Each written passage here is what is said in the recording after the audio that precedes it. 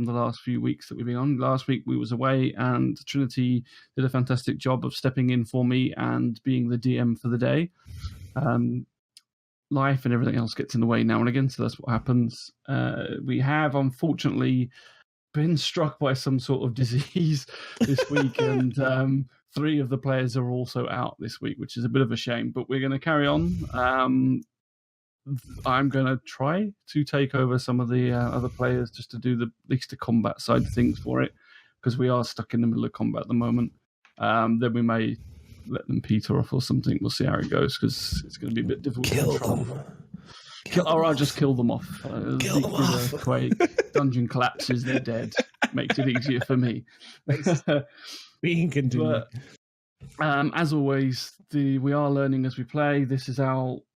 We'll just call it our Learn by Play series. That's what we're doing. We're learning and we're playing at the same time. So this is just going to be going for a little while. Once we've done a few, we got into it and everything else. We've got a story kind of going, and then we will eventually go onto a main campaign and start that. For now, this is just us learning the rules. So if we look like we're doing things wrong, we are. And hopefully we'll get better over time. So yeah, that's the plan at least. So far, the story so far is the band of travelers went to Terramond Keep, and under there they came up against some kobolds and things like that. After clearing the dungeon out, they managed to discover a wooden box that contained, they didn't know at the time what it contained, but it was a portion of an amulet. They went back to the Terramond town, the hamlet that they came. They sort of started off at the outskirts. And from there, they went to the pub and found out that it was completely overrun by kobolds, and all the villagers were being held captive underneath in the bottom cellars. Eventually, they managed to destroy all the kobolds in the top, keeping a couple of them captive, and freed all the villagers.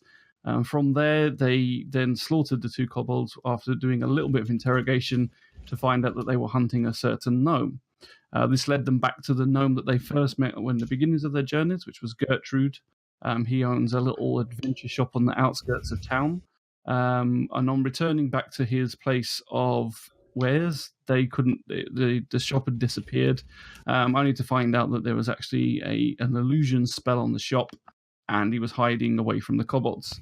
Having got into the shop and finally addressing Gertrude once again, they managed to worm out of him that his partner, his wife, Fiona, has been taken.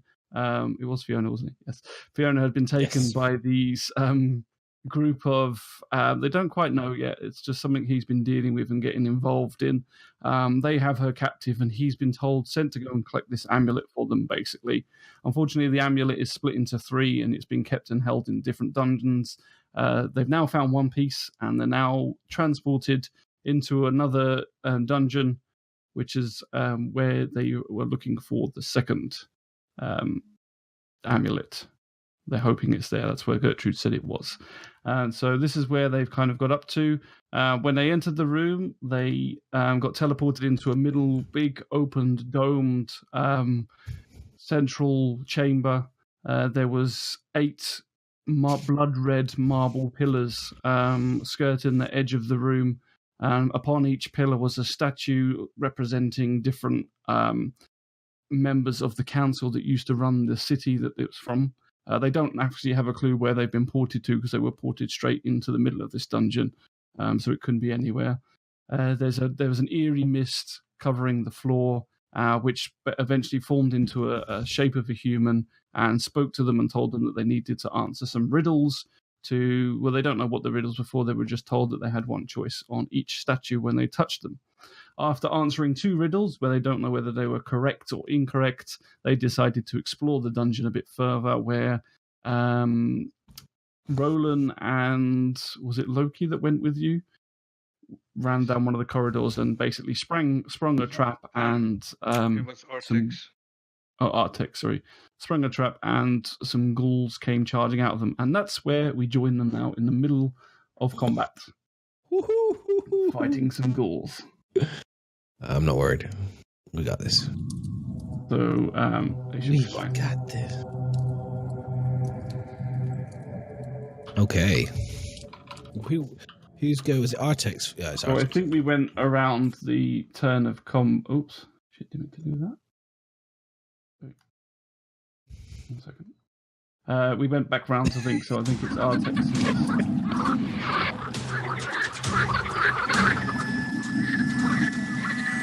It's the famous Schlur. Schlur. Oh. Just telling you, so I've got some ambient music which is making a lot of noise. A lot.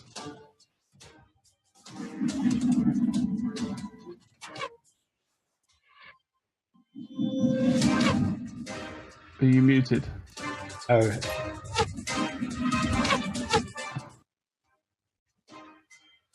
There we go. As I said, we're learning as we go. Right, okay, so we are now, let's begin combat. Let's get back into it. Yeah. So first up on the round is Artex, and he is, where the hell is he? So he's here attacking this ghoul in front, ghoul number 1. Okay. So we're going to target ghoul number 1. So I'm going to have to roll for him because he's not, unfortunately not here. Roll good, DM. So I need his character sheet up, and he is going to do... Oh, shit.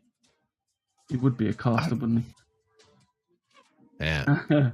He's going to do poison spray. Does that work? I haven't done caster stuff. Poison spray is cone. Yeah. Well, he's got nothing behind him, so he can do...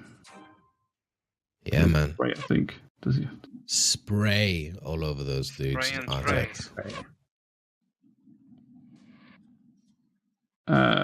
He didn't roll the d20, so that didn't work. Let's try that again. So...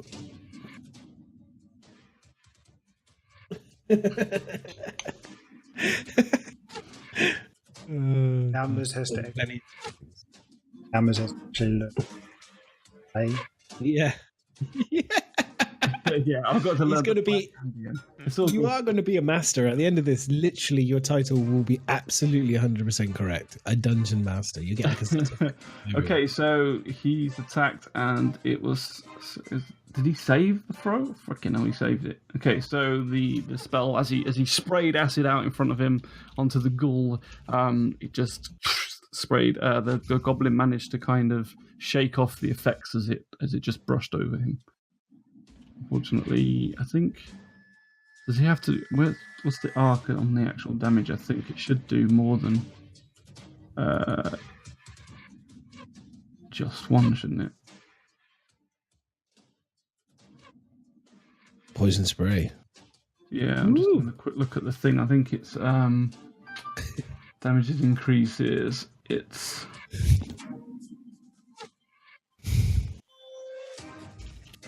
It just says 1. It doesn't say it's a cone thing. It just says range. Yeah. It's a 10-foot range. Doesn't say anything about it doing a cone damage. So we'll stick with that one for now. What spell is it? Doesn't that Poison C-O-N? Doesn't that C-O-N mean cone? No? Where does it It's say? Constitution. No, that's Constitution save. Okay. Gotcha. Mm-hmm. Hello, it's all good. It's all part of the learning process. This is the learning stream. No, I haven't got the thing. I didn't get elf ears. Well, this is the spell description. It says nothing. It says you extend your hand towards a creature you can see within range, and a projection of puff of noxious gas from your palm must succeed a Constitution saving throw or take 1d12 damage. So sometimes they hit and they take like half damage, but I think this one actually just shrugs the damage completely. God damn it. Okay, so next up is Ghoul number 20, who I think is not dead. So he's going to come forward.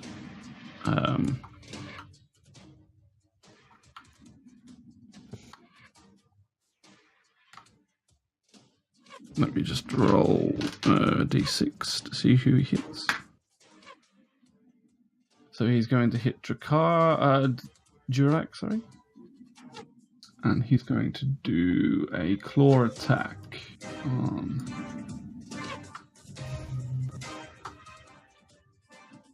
I'm hoping the dice is with us tonight, boys. It's never with me normally, so we'll see. So as he lurches forward, he swings. Just Durak just puts his shield up, and you just hear this ka-ching as the claws just bounce off of Durak's shield. Next up is the dead ghoul. Next is ghoul 18. He's dead. Dead as well. Number 12. So he's going. He can't. Can he reach? So he's going to push past and go after Grim.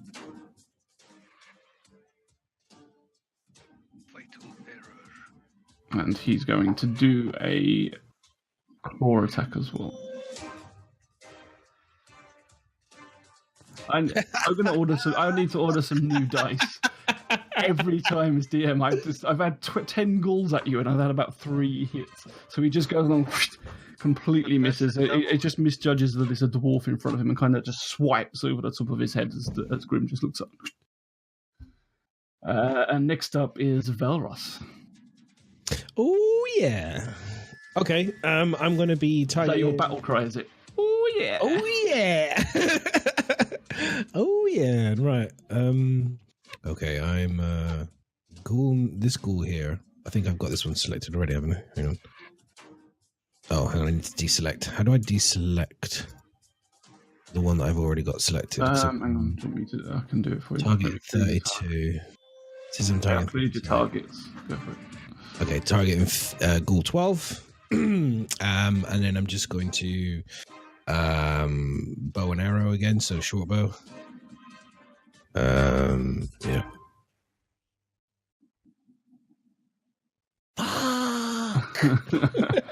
I got all the fucking 4. As you're like hugging around this, you've got your arm around the statue, and you're kind of hugging the statue, pulling back with one arm on the bow, and as you do so, you kind of slip. You lose your grip a bit on the statue, and the arrow just goes as it bounces off the walls of the dungeon tunnel and clatters to the floor. 9. Oh, what have I got on my bonus action? Or anything, or are you staying where you are? I am thinking how many ghouls are down there by Grim, and we've got Drak, Grim. No, 3 down by Grim, and you can't. No, I'm staying where I am at the top. I'm staying where I am for the time being. I've got the jump on the people on the left. So I've got the jump down there, so I'm going to stay. I'm good where I am. I'm good. Yeah, but I'll pass now. Okay, so next up is ghoul number 29, and he's dead, so it's not his go. Loki next. Loki is apparently got 3 people attacking. He has, let's see what skills he's got that we can do. He's going to do an Eldritch Blast on Ghoul, the one I think underneath that's been hit already. Actually, no, because he's... Yes, he can. He's got this. I'm hoping that... Let's roll some good dice. I think everything's been lame. They don't roll well for me, so they shouldn't roll for you. Oh, nice. 16. Nice. Lots of damage.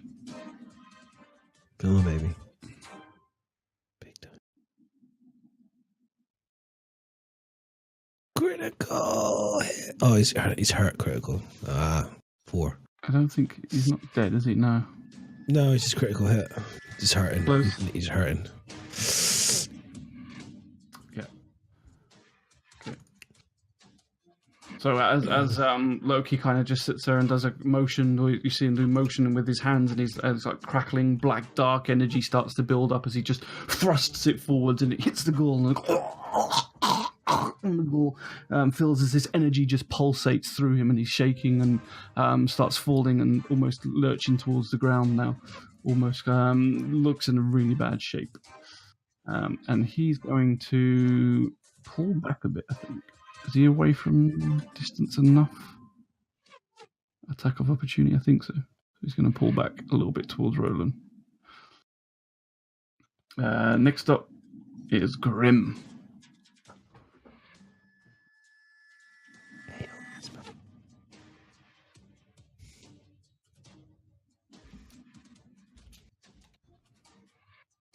The numbers are all kind of cattywampus there. It's kind of hard to tell who's who. 12. 12. Okay. 12 is in front. Okay, thank you. I was wondering if that's what it was because I'm looking at the numbers are all over the board. So. You got 3. You got 3 in front of you, Grim. Just throw that big axe, boy, and kill him. Yeah. I'll tell you what I'll do is I'll move this one. You don't have to. I can figure it out now. I just wanted to establish a frame of reference. There you go. Well, there's a dead body on the floor anyway, so.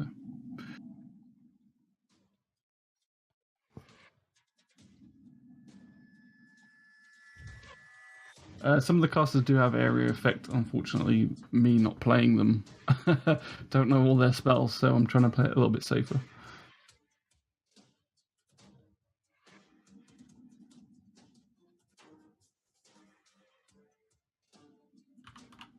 What's taking so long, dwarf? Come on. Belros is chuckling behind the statue right now. He's forgotten which way up his axe goes.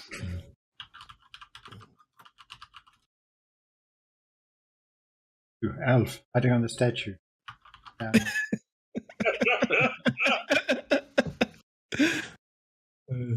I'll come down in a second, I promise.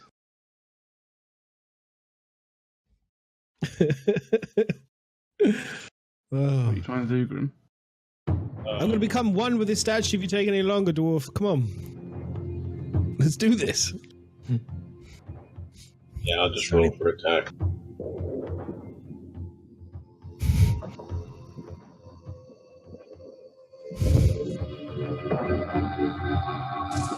Ooh. So you roll a 4. That's a 9, so you miss. So as he's like fumbling there, looking to see how to swing his axe, he kind of eventually gets the grip on it, and as he pulls back, the axe slips in his hand, and he swings forward towards the ghoul, and just completely stumbles over it and misses. As you just hear the axe carve the air beautifully in front of the ghoul, but sadly misses the ghoul completely. At this point, I'm slightly sliding a bit further behind the statue to avoid his glaze beaming at me. Anything else you want to do, Group? No, I think this is about it right now. Okay. Next up is Ghoul 13. So he's going to... if he pushes forward, he's going to get an attack of opportunity from Artex. He's going to... Actually, yeah, he's not dead, is he? No. He's going to hang back on his turn. So next one is Dracarys. He's going to do his legendary...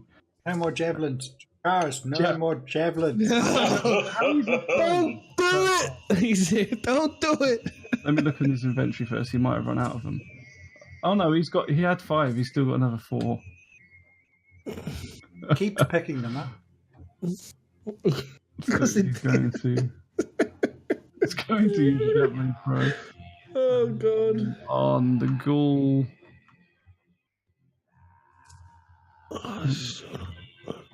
Can I How does this combat music? put my shield on my back?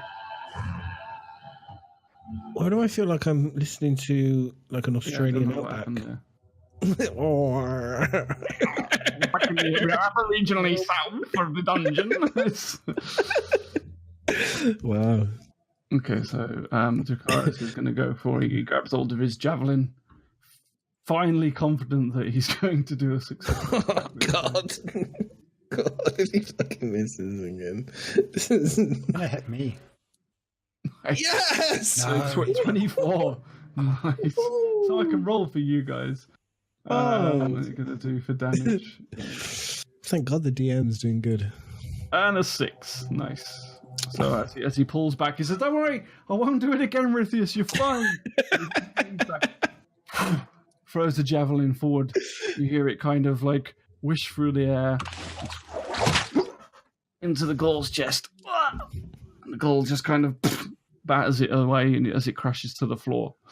And he's a reasonable distance away. He's going to stay there. So next up is Bloody Ghoul good 6. shot. He's dead. Bloody good shot. See, I told you I could throw them, just not very often. Ghoul 8. He's going to come forward and press onto Artex. He's actually going to go for a bite. No. He's feeling a bit bitey, is he? Going to munch on. Oh, and he hits. Nice. Ooh. Ooh, this is not going to be nice for Artex. Double sixes. So that's a full team damage.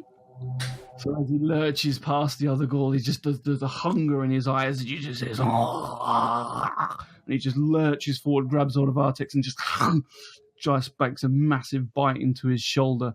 You just see his teeth sink right into his shoulder, and you just hear this kind of like squelching noise as it goes in, and blood starts to run from the side of his mouth. We weren't serious about needing to kill them off, Miz. It's okay. We weren't that serious. We were joking. It wasn't real. I can't see anything. Shit. You just hear Artex kind of screaming in pain as it echoes down through the dungeon. Doesn't sound good. Okay, next is Ghoul number 32. He's going to come around down towards Jurak. Why did it do that? And he's going to go for a claw attack.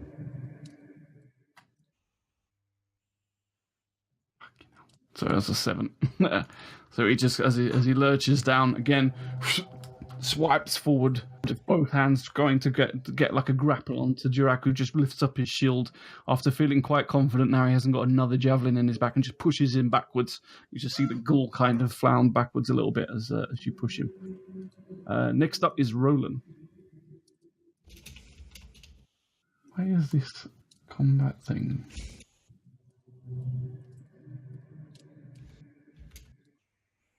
See if this one's any better.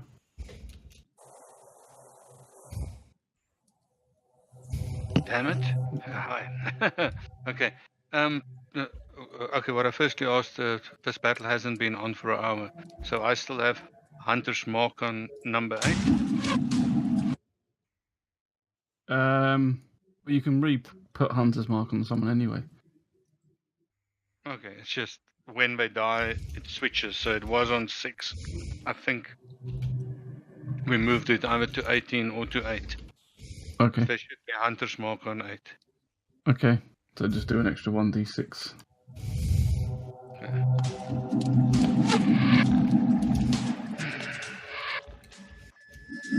Target. Never gonna get this targeting right. Aha.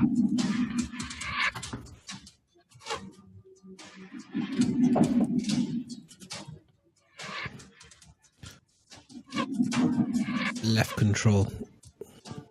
Control, that's what I'm missing. Left control, there you go. Okay, I got 8. I'm just gonna take my bow and arrow at him, seeing that Artex has taken any option of me using an area spell there out of the way. I might just kill him. So Yeah, don't kill Artex. I don't think it was Artex's decision. yeah, no, but there's no choice. Well, I can't throw area of effect now there. No. Okay, so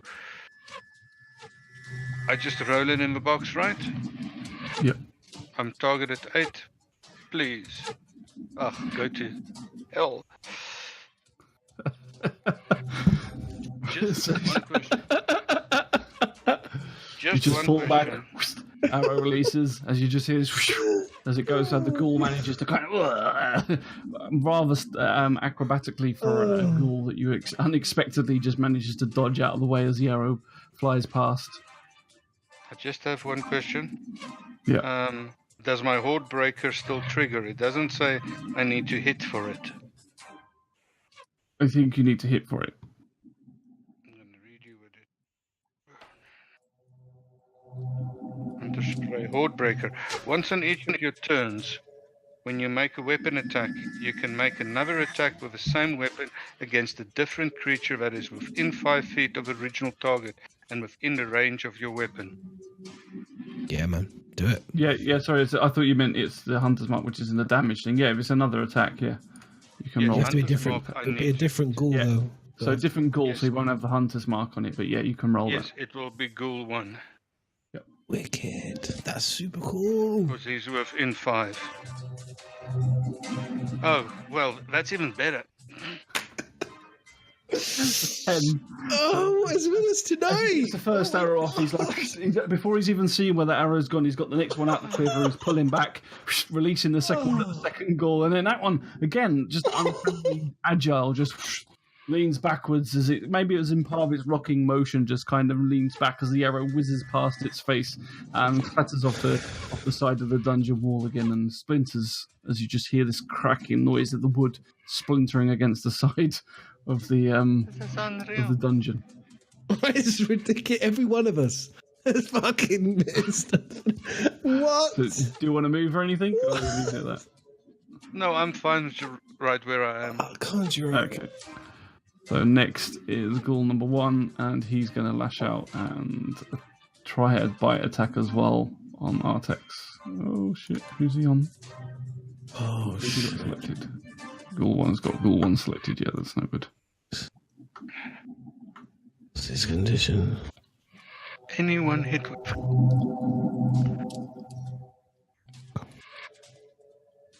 Ooh.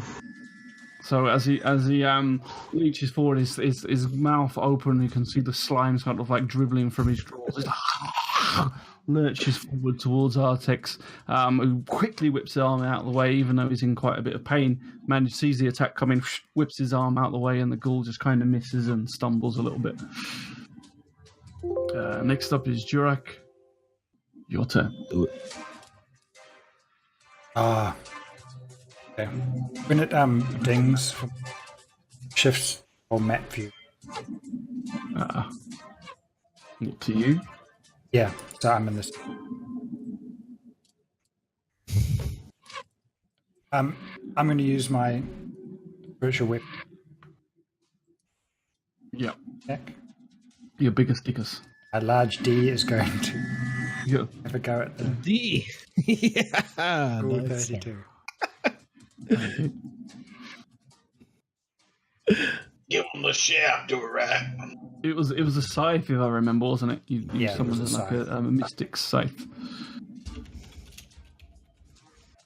Got them stacked up. It's in good. Do you want me to target for you? Currently, I'm praying behind the statue it. right now. Ghoul 32. You're such a wimp. I'm casting some prayers. I'm trying to get myself psyched. Elven prayers. Nice. It was 14. So Okay. Nice. Can I see Artix? I heard him scream before, so I know. well, he's in your line of sight, I would say.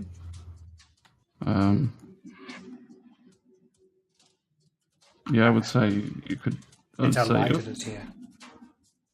well, there's torches torches. Torches clearing the room. So Then I'll just.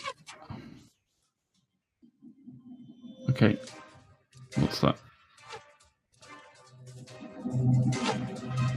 Just roll. Well, you can do it that way if you want, or just roll and I'll. Where is he? 6. Nice. Well done. Nice. So, you got Nice. so as you're standing there, this glowing white giant scythe made of light just hovers in the air as it slices into the ghoul in front of it, cutting a great big line across its chest. As it goes through the ghoul's chest, you just see it burn through the flesh, and it kind of cauterizes the wound as it goes through. So nothing. Kind of no blood sort of splurts out, it just burns through his skin as he kind of looks in a really bad way, kind of lurches forward, rocking on his feet as he can barely stand up now. And as you do this, you just turn around, thrust your hand outwards towards Artex, and an energy of light just comes around his body, and he feels regenerated slightly as you manage to cast a nice healing wound around him. Next up is back up. Oh, yeah, did you want to move? No. Ended up Don't know about that. So next up is Artex. He's going to not too bad for damage. I know we should. In fact, yeah, he's going to disengage, which I think that's a bonus action, isn't it? Disengage is an action. Okay. Or then for with your his turn bonus. to get away. But he can move. He can disengage and then move, though, can't he? But won't they get an attack of opportunity though? No, No, disengage that's, is. that's why he's going to disengage, so he can't attack. Just go and disengage, and then he's going to back off towards Ducaris for a bit.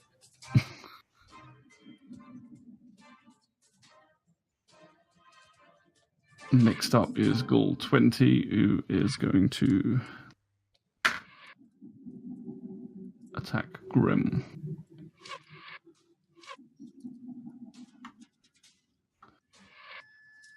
He's going to do a claw attack. Shit. 23. That's a hit. And then he's going to do slashing. 8 points of damage. So you have to do a Constitution saving throw, I believe.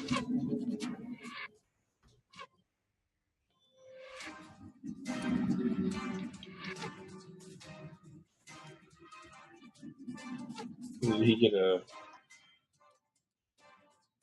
No, he's attacking Grim. He's taking Grim. It's me, Rathy.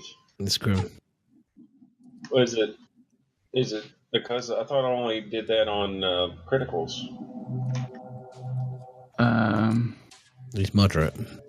The target is a creature other than an elf or undead. It must succeed on the DC 10 Constitution saving throw or be paralyzed for 1 minute. Ah, yes. Okay. The power. Right.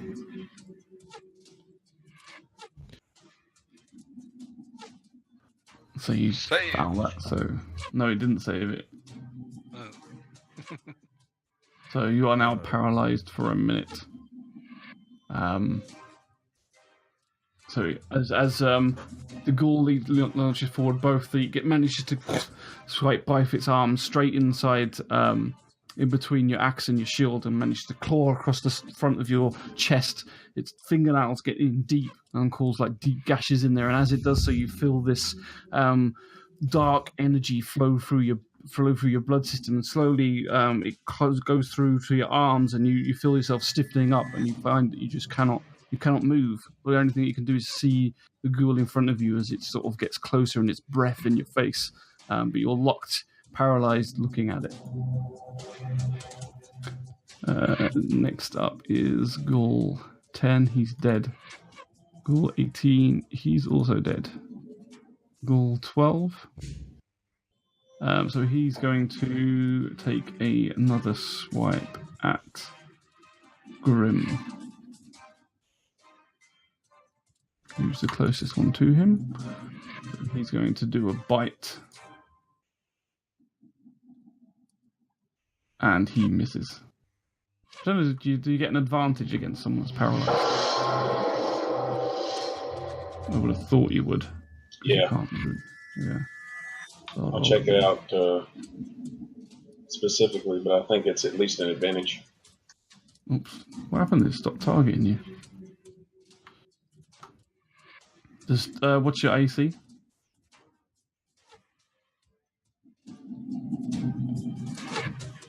$18. So it missed. Okay.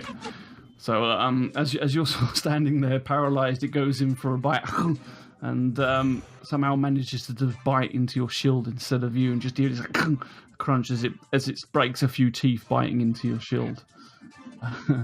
Next up is Velros. Okay. Same again. I've still got the Ghoul 12 targeted, haven't I? So yeah, exactly the same thing again. Short bow. Oh yeah, that hits. 24. That's a hit. That hits. That's a hit. Oops, sorry. Try again. That was a 6 as well. Okay. Yeah. Nice. Oh, did I do anything? Huh?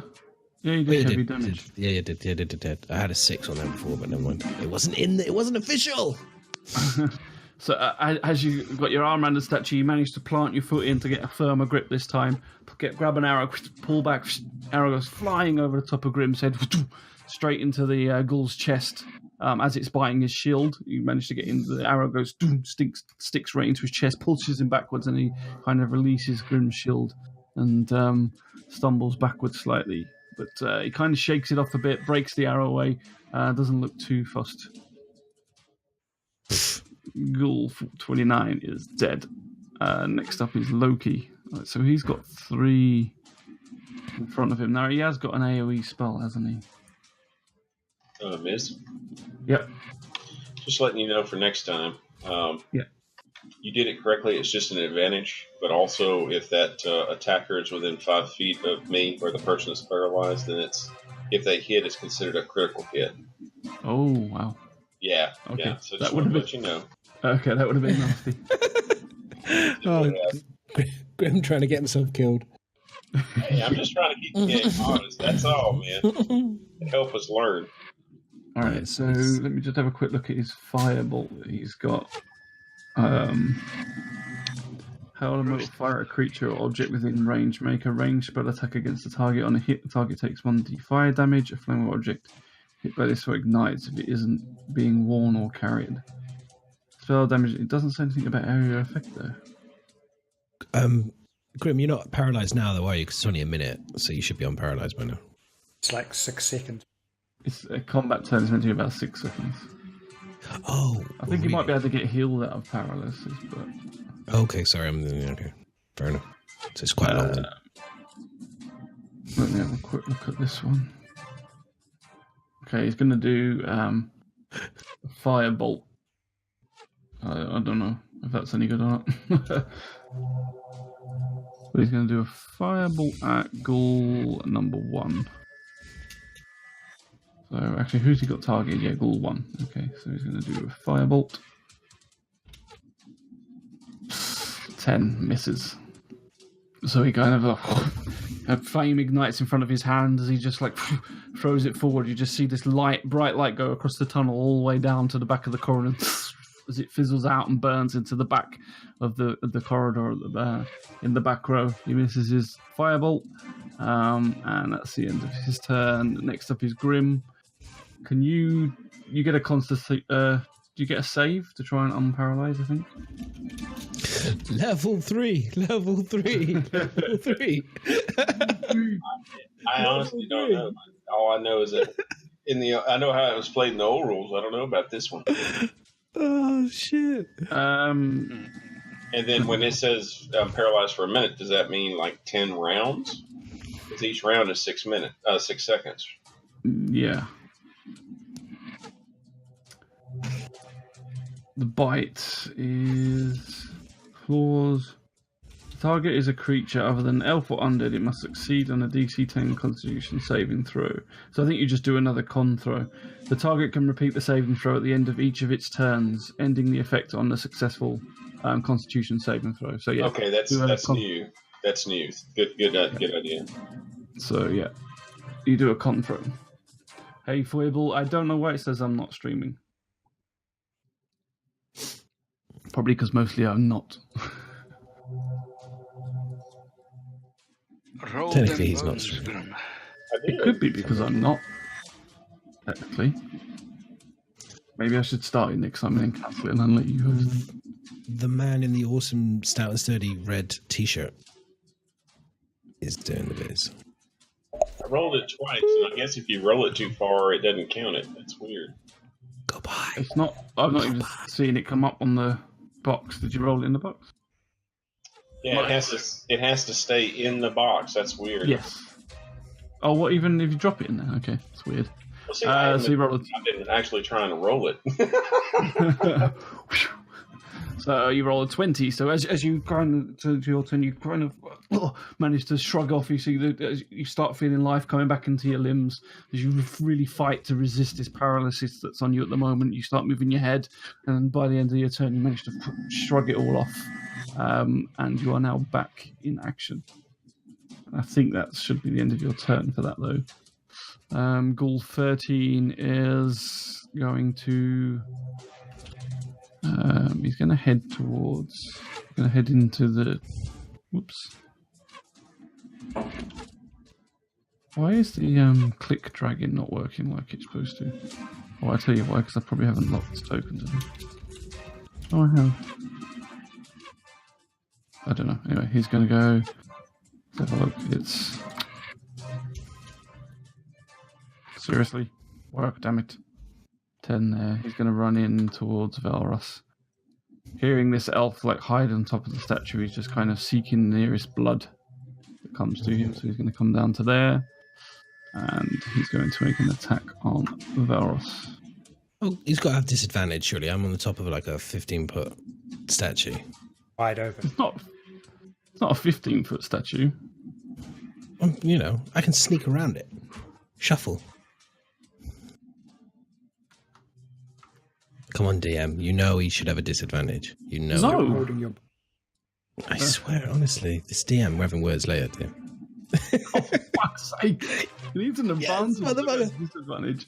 So as he comes crawling around, he just sort of like, almost like sensing where you are rather than seeing where you are. He just feels like he's being driven by this, like, can't tell what, but it just seems to be honing in on certain people, but you don't know why, as he comes chasing towards you and jumps up, swipes towards you and completely misses and hits the statue next to you, causing claw marks on the air. You just hear this like scratch down on stone as it misses you, and you're kind of like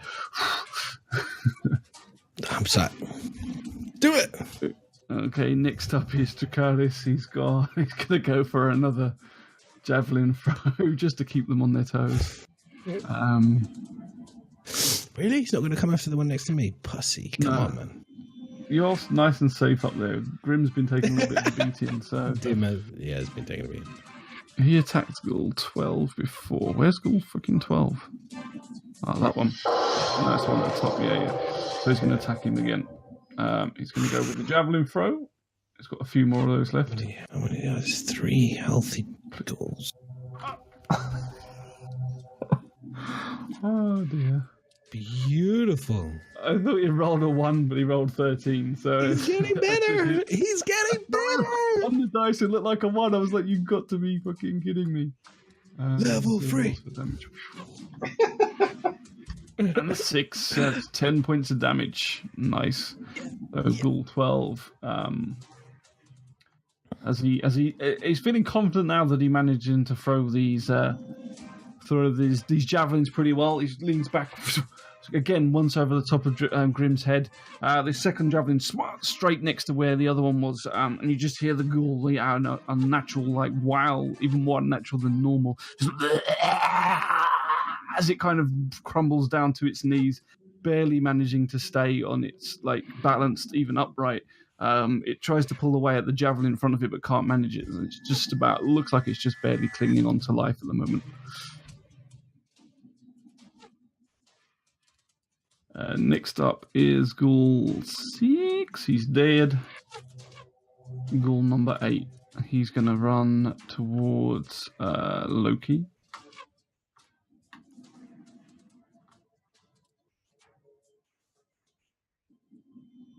And he's going to do a...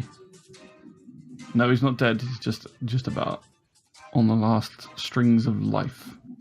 He's going to do a claw attack on Loki.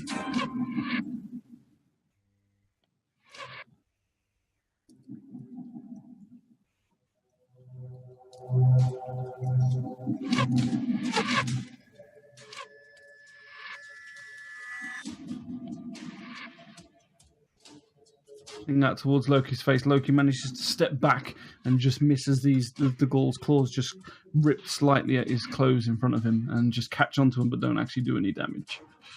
You next up. selected the wrong. Yeah, I know. It missed anyway, so it's all good. Number 32. So he's going to attack Durak. No, he's not, because I keep clicking the wrong thing. And he's going to go for a slash attack. 19, that's a hit. 2d6. 2d4, sorry. 2d4. 10 damage. Infant. Yes, plus 2 as well. So double 4s plus 2. So he comes in and he just like got like this pure like anger in its eyes as it stares you down and just swipes out with its claw, goes straight across your face, digging straight in and causes a massive gash across your face. And you need to do a Constitution save.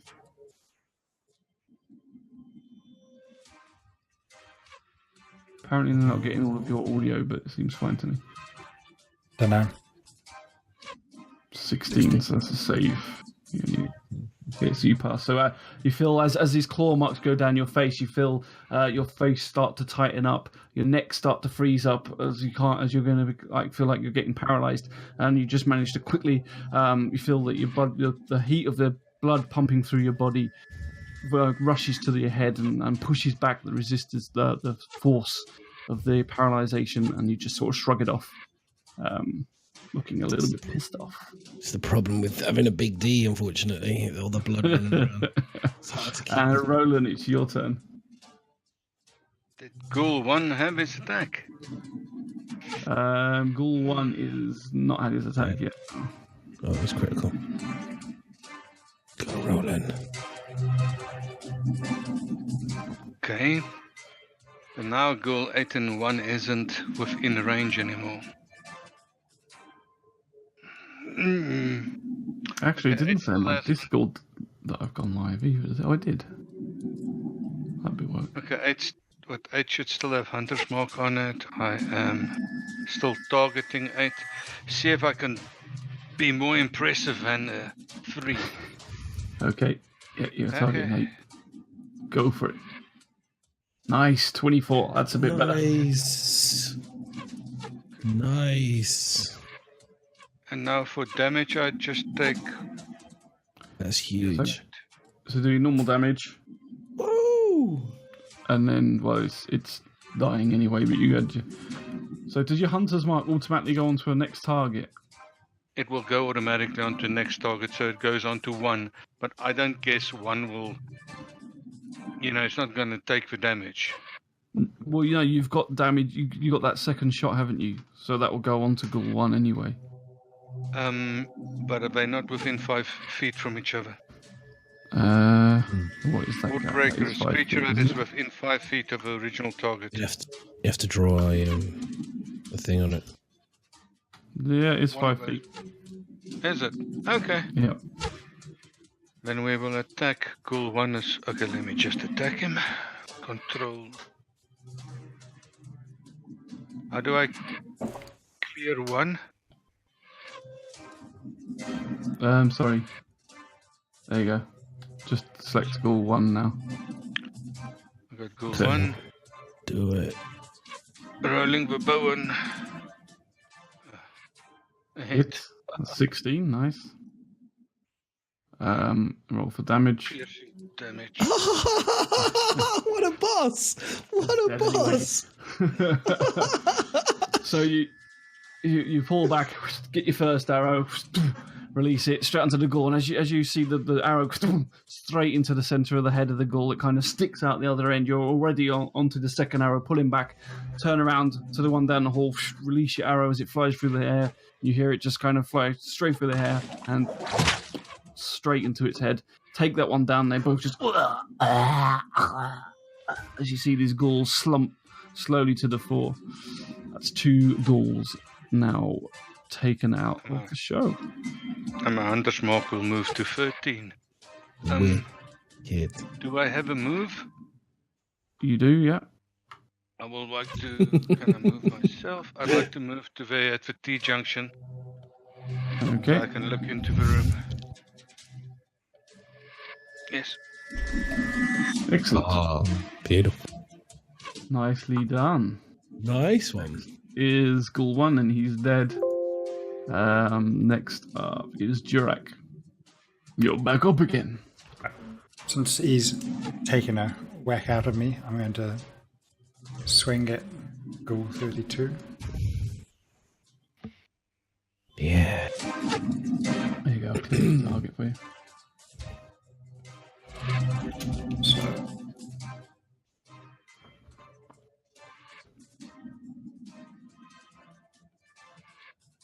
17. Nice hit.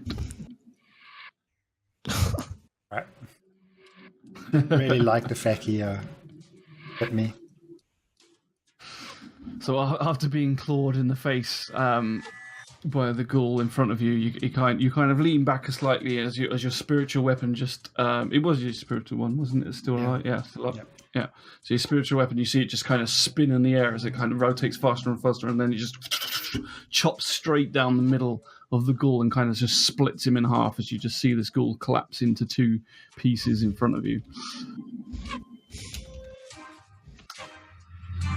Done. And he's dead. He's definitely dead. Let's just get tell you what, if I put that there first, I can shrink it. That's better. Then I can put it on him. There we go. So next up is Artex, and he is... Where is he? Oh, there. Does he have any range at all? He has a bow. He has a crossbow, I think. And he has spells. Ah, he does have a crossbow. Okay, he's going to do attack the ghoul by Velros with his crossbow. He has a longbow as well. 18, that's a hit. Nice. It's not good, I'm killing myself here. And 12 points of damage. Nice. So as Artex is kind of bleeding slightly from his wound, he manages to grab a hold of his crossbow. He feels at this distance it was a better choice, brings it up to his eye, puts the bolt on, takes a steady, breathes in, holds his breath as he holds it nice and still.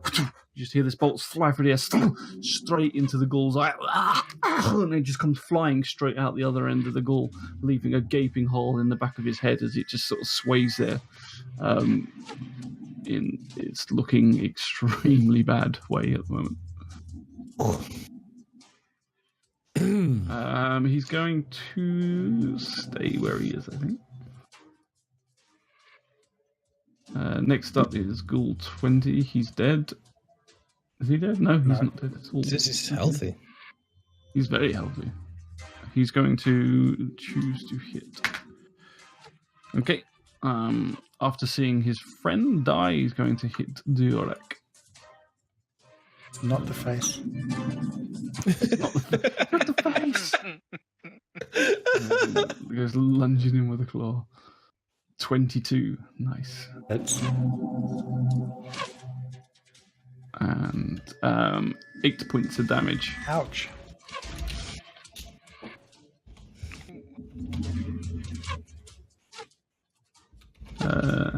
And you've got to do a Constitution saving throw, please. Nice.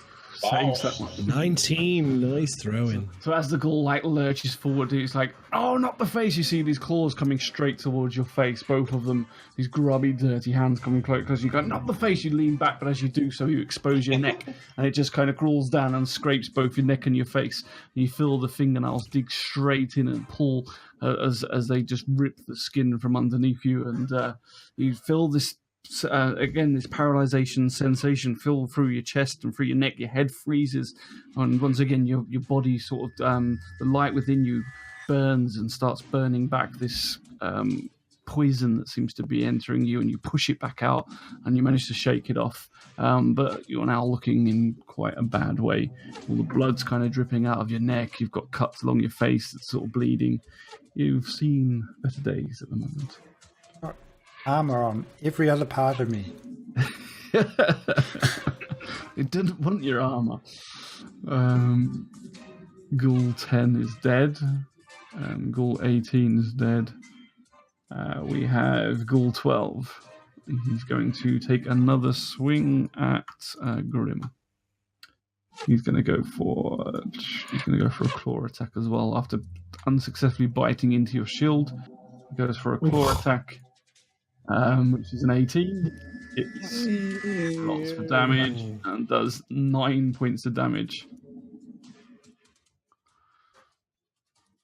So he just lurches in after, pushes your shield to one side, rams in, digs his claws in deep into each side of your arm, grabs you by each side and just yanks down on your arms, and you just feel these claws ripping into your flesh. And as you do so on both sides of your arm, they just completely lock up as this black poison sieves through your veins and once again takes hold of you as you slowly feel your body locking up, your legs stop moving, your chest, and last of all your head. As you move, you kind of look it in the eyes and your head freezes in its place again as you're paralyzed once again in this spot.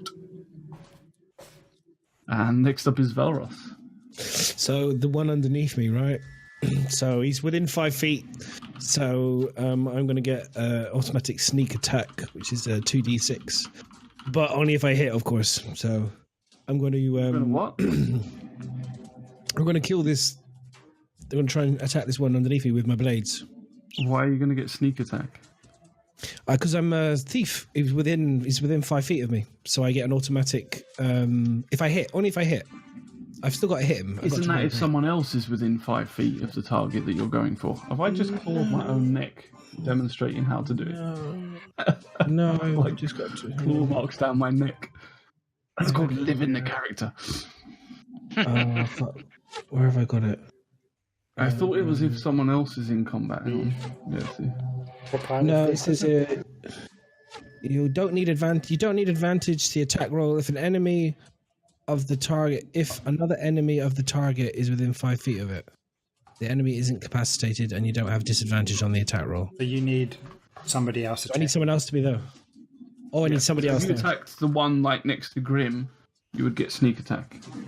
Oh, okay. So I'd have to dash over there and hit him, but this one is right. Do you get advantage, or is it advantage, or you don't need? Is it like a second attack on a second character? Or is it a critical hit? I think it's sneak. I think you get extra on your damage if you hit. I think once per turn you can deal an extra damage when you hit it. So basically, beginning of the first level, blah blah, whatever, you can once per turn you can deal an extra damage to one creature you hit with an attack if you have advantage on the attack roll. The attack must be a finesse or a ranged weapon. Then you don't need advantage or attack roll if another enemy of the target is within 5 feet. The enemy is incapacitated. The amount of damage increases. So, I mean, I could, in theory, because it's ranged, I could go for the one on Grim again with the range, to be fair. I should have paid attention to this before. I could have hit him with a shit ton more damage. Yeah. That's my bad. That's my fucking bad. Probably killed it. Ah, man. Level 3 fuck ups by madness. Learning. Well, I'm just going to stab the one underneath me. I'm just going to slide down and just literally knife. He's going to come off his perch. Everybody coming off his. Yeah, I'm going to jump. I'm going to jump onto him with my blades drawn because he's right underneath me. It's like 2 feet away from me. So I don't have any advantage on this because I'm above him. Are you an assassin? I thought you was a thief. I'm a thief. Well, the thief at level 3 just gets fast hands. You're looking at assassin. Assassinate gets you get your deadliest when you get the drop on your enemies. Sneak attacks though. Oh no, drop attack. Yeah, no, I don't get a drop attack on that, unfortunately. But I was just going to try and drop on him anyway. No, but it's just rogue. Just rogue. Yeah, just rogue. That's what I'm saying. It's oh right. Okay. It's just rogue. Yeah. I'm not getting anything. Yes, sorry. I'm not. Yeah, I'm just wondering from you if I get a sort of advantage because I'm above the creature. No. To drop onto him. No. Okay, fine, no problem. So yeah, basically, if someone else is attacking it, you don't need to have the advantage. You will get sneak attack. If no one else is attacking it, then you need to have an advantage for some reason. That would be like flanking it or coming out of stealth, something like that. Yeah. No, that's fine. I understand that. Okay, I'm just going to slide down and then come at it from the ground. So I'll slide down where it can't see me, and then I'm going to run around the statue and just literally launch myself straight at him with my blades drawn. So I need to unselect the Ghoul 12, don't I? Do you mind? How do I do it? So yeah, I'll do that. Oh, I've done it. There we go. Selected it. And then 2 daggers, isn't it, to hit? Let's see what we get. Fuck. And 5 and an 18. Well, fuck. The first one misses, but the second one hits. Okay. I'll draw damage with the second one then. 6. Nice. Okay. 6. So as you jump down from the statue, you swipe out with you pull both your blades out. You swipe out with the first one, and the ghoul's kind of swaying and sees you coming and leans back a little bit. And as he's leaning back, you swing around with the left hand one, and you just stick the knife straight into the side of it and kind of give it a twist and like yank it and slide it across the front of its stomach as you pull it back out again, causing blood to just spurt out the side of it and drip down the side. You get covered in it a little bit, and you just pull back. And you see the ghoul like lurch over and grabs hold of its side as it sort of sways on the spot. I'm just going to spit in its face as well. Right. blinding it.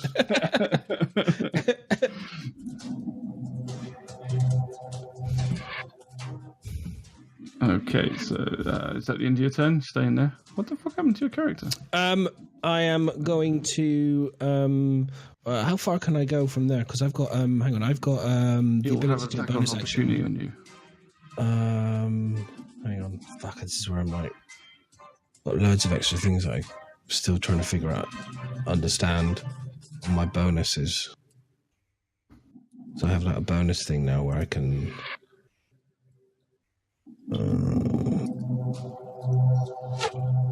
I'm just going to. I'm so sorry.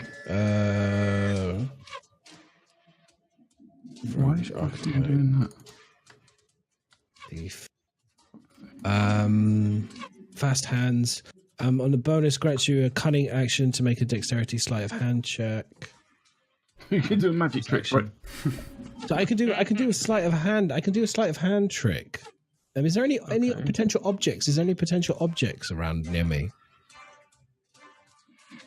Not really. There's nothing I could grab to like the statue. Try and yank the statue down, but there's nothing. There's not. The statue hasn't got like the pole. I can't remove the pole maybe and hit him on the head with the pole, or something. No. No. Okay. Have you got any bonus actions? I do have a bonus action, but my bonus action would be to try and go into stealth, just to like disappear. But I'm like right when you're in front of it. I'm like right in front of it. No, I think I'm just going to. I'm going to be okay because he can't paralyze me because I'm an elf. So I'm just going to stay here. Okay. And wait my turn, and then I'll kill him next time. Next up, Ghoul 29 is dead, isn't it? Where the hell's Ghoul? Yep, it's dead. Yep. Oh, sorry. Next up is Loki.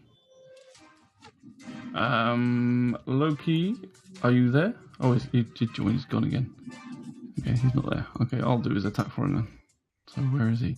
Well, he's actually got none in front of him. So he's going to come around the corner as well. Next to Roland. Loki pauses me. I say, "Just leave me space."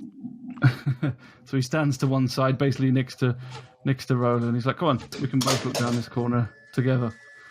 So he's going to do an Eldritch Blast. Roast that boy. On the Ghoul. Let's roll it.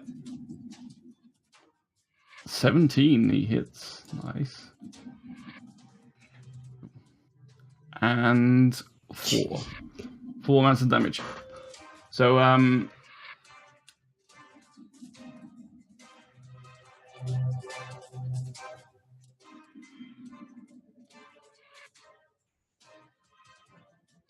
Blast, which he does well normally times, so he kind of just you see him doing the motion as he normally does. He mutters a thing under his breath as this dark black ball of energy starts building up in his hands.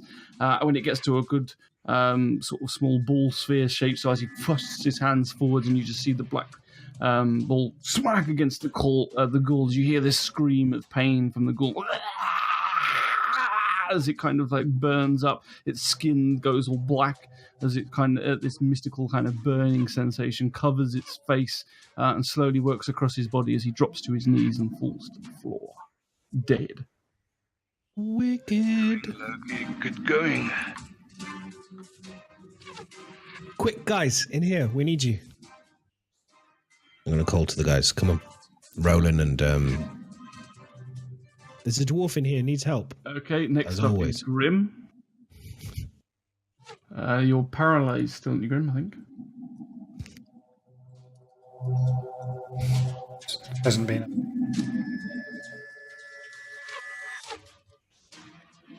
Saves it. Okay. So, once again, as it comes around, you feel like the blood start rushing through your body again.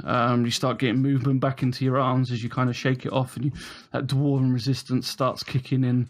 Unfortunately, it doesn't work the first time. You shake it all off. You got reflexes are back, and you hold your shield up in front of your face in case of getting ready for the next attack.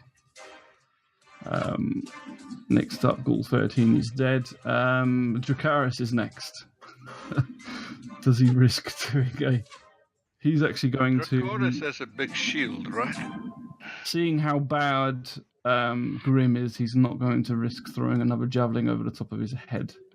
Because it doesn't always end too well. So he's going to... Huh? Nothing. What? Keep going.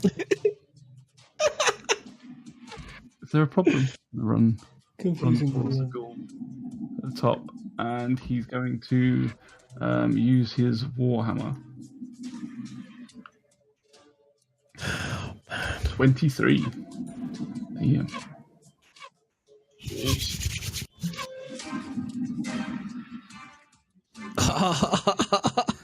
11 points of damage.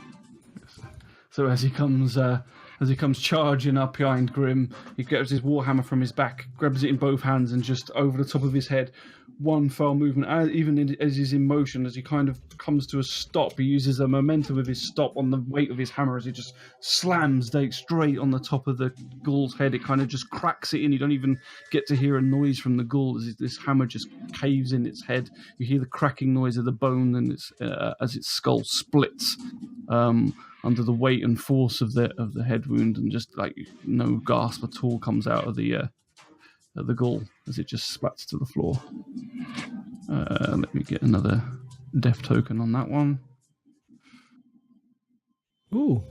Oi, oi. Oh, Loki's here. Yeah. Oh, you just missed your turn, Loki. You just missed your turn, buddy. But you did kill one, so it's all good. You did kill. You doing good. Yeah, you did well, man. Shredded. Oh, sweet. Excellent. So I didn't miss too much. No, not too much. Still this epic fights at the moment. So Ghoul 6 is now dead. Oh, yeah. There's a lot of ghouls. There's a lot of fucking ghouls, miss. He's dead. Roland, it's your turn. Okay. I move past. How far can I move? Come in, Roland. You can 35 meters, isn't it? 40? Yeah, right in. Tomato ghoul. Right inside.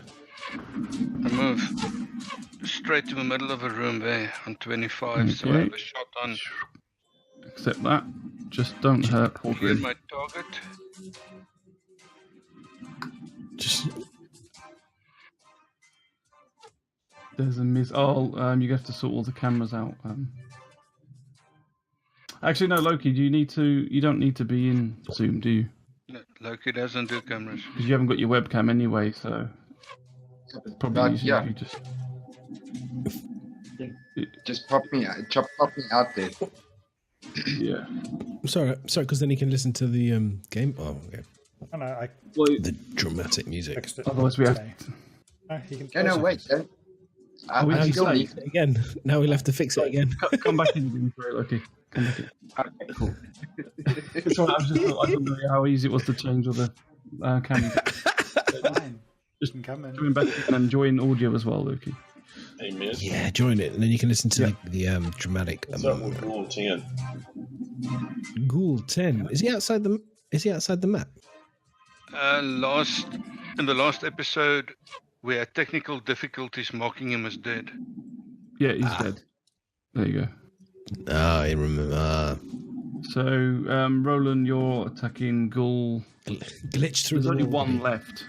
Yes, I want you just to clear my target. Yeah, sorry, there you go. Yeah. All right. Roland smells blood. Number 20. It's on fire. My hunter's mark move even if I'm not the one killing the target. Correct? Yeah. Okay, so that means Hunter's Marks would have moved to the last living thing, which is I think you can cast it once a turn anyway, can't you? Is it once Yeah. a turn? Yeah. I you can. cast it and it stays active for an hour. Yeah. Depending what I do, I think. So I think it's tracking all... people, it's longer. But for this fight, it's fine. Okay. Concentrate. Be one with a bow. So you on gold? Hang on. With the bow. Dude, it's on fire tonight. Wow. 20. Nice. Absolutely shredding 20, man. Oh, 9. Then Hunter's Mark. How do I roll that? That's a D16. Just roll the d6 in the box. Remember to call out your dices, lads, when you the numbers. 4. So you do 13 points of damage Yes. on Ghoul 20. If I can find him in the list. Is that right, Ghoul 20? Okay, guys, I'm just trying to find the map we're running. Hang on. It's called Dungeon Map. There you go. Ah, sweet. 9. It's 9. 9. 9. Okay. Oh, the 9.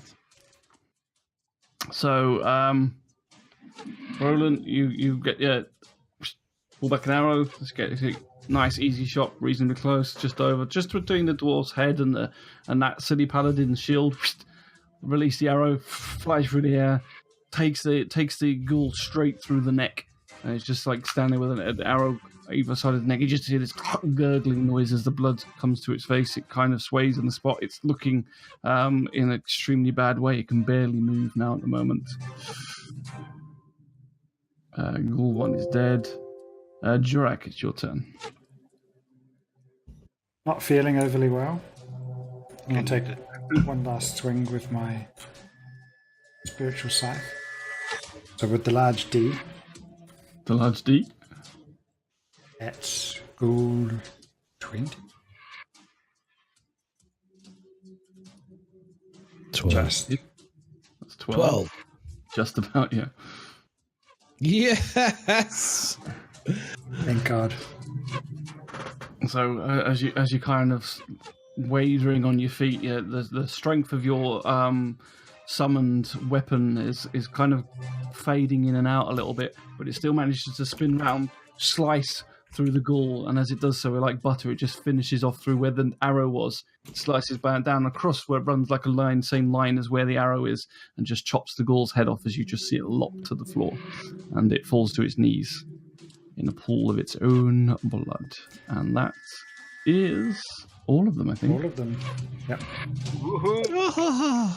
Yes. Well done, everybody. Triumphant. Indeed. Suck it coming from Valros right now. Woohoo. Yeah.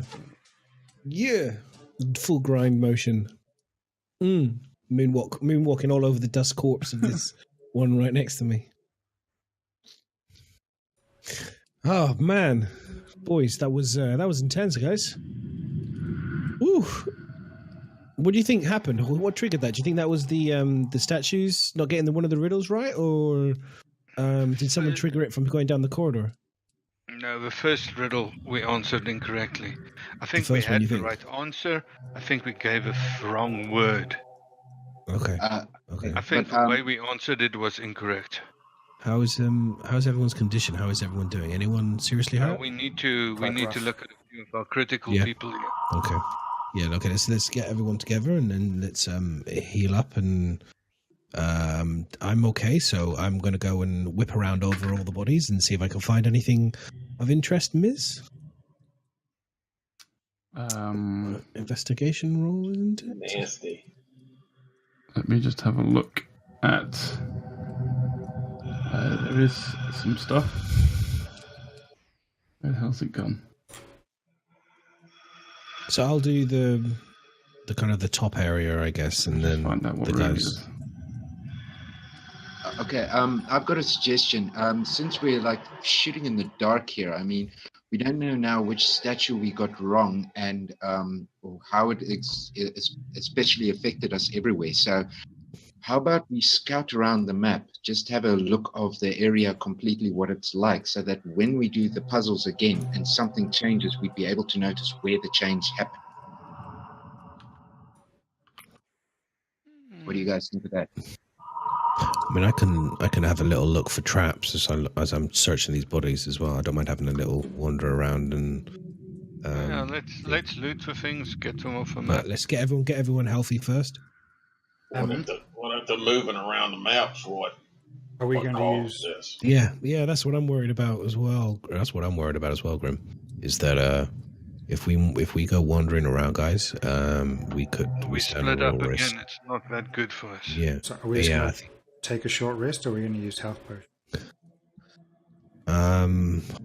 Well, I'd go for a short rest myself. Yeah, I'm in no hurry. I can get my one spell back. How long is a short rest? Just curious. 15 minutes.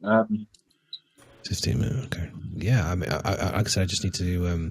I just want to see if I can find anything of interest on any of these bodies that might tell us something about where we're at and give us a clue as to where maybe they're coming from, or do you know what I mean? Yeah, well, that's why we. So I'm just looking. No, go ahead. Go ahead. Yeah, I just going to wait for Miz to tell me if I find anything interesting on any of the bodies. Okay, so first of all, we'll do that. What's the rest of the party do? So you're going to go and check the bodies. Is anyone else going to go with him, or just leave him to it, or what are you all going to do? I'm going to sit down on my back against the wall. Get a health potion. Okay, so you're going to do a health potion. Grim? I'm going to sit down, take a drink, and eat a little bit. Okay. Kane and Roland? Myself. I'll go. Okay, Go for it. Sorry, I should have asked one of you at a time. So, Kane, what you doing? But I'll go through the four bodies in front of Grim and Jurek. Okay. And Kane? I'll cover the guys that are taking a rest and so on to make sure they're right. Okay, I'll unlock your token so you can move to where you want in the room. There you go. So basically, Roland and Velros, you go around the bodies. As you see from them, they're kind of wearing barely any armor. They kind of materialize from not much. You do manage to scrape together and find a few bits of gold and stuff, totaling 10 gold pieces, 35 silver pieces, and 49 copper.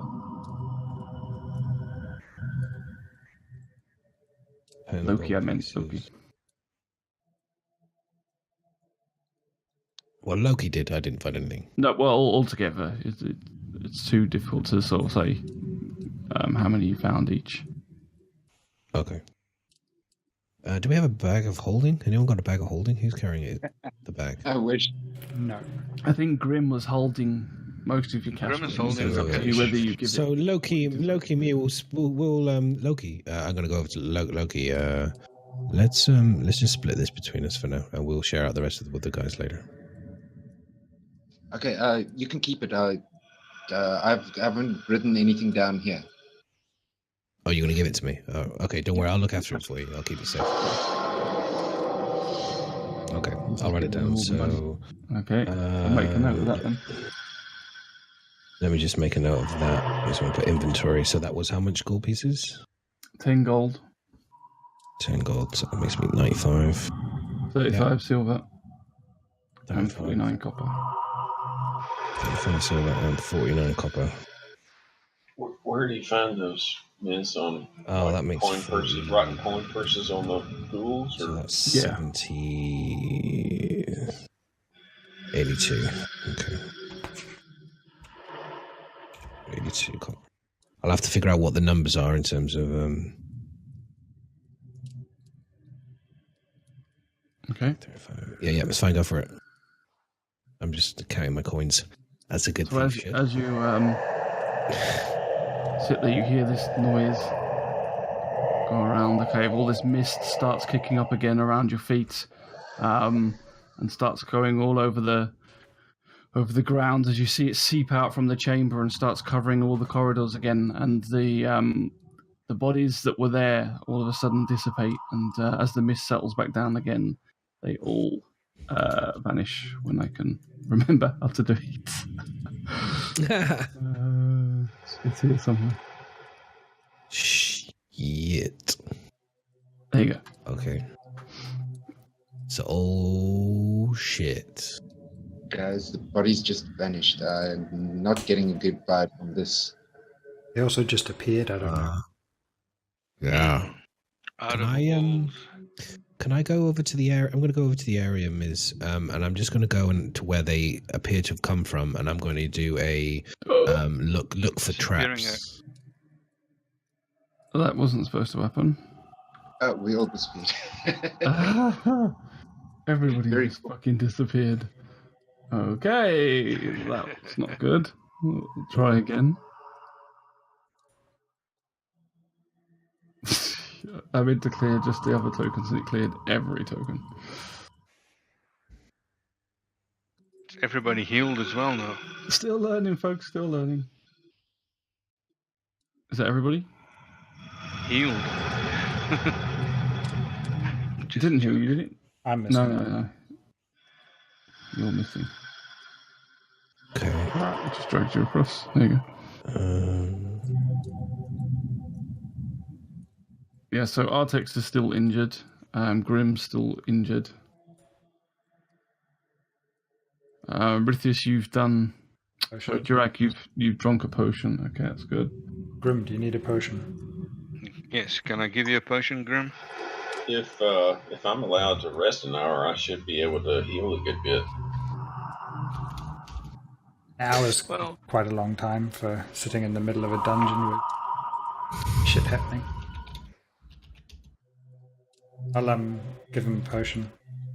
I've got one. I'll take it. Well, I also got 2 on me, so I can hand one on.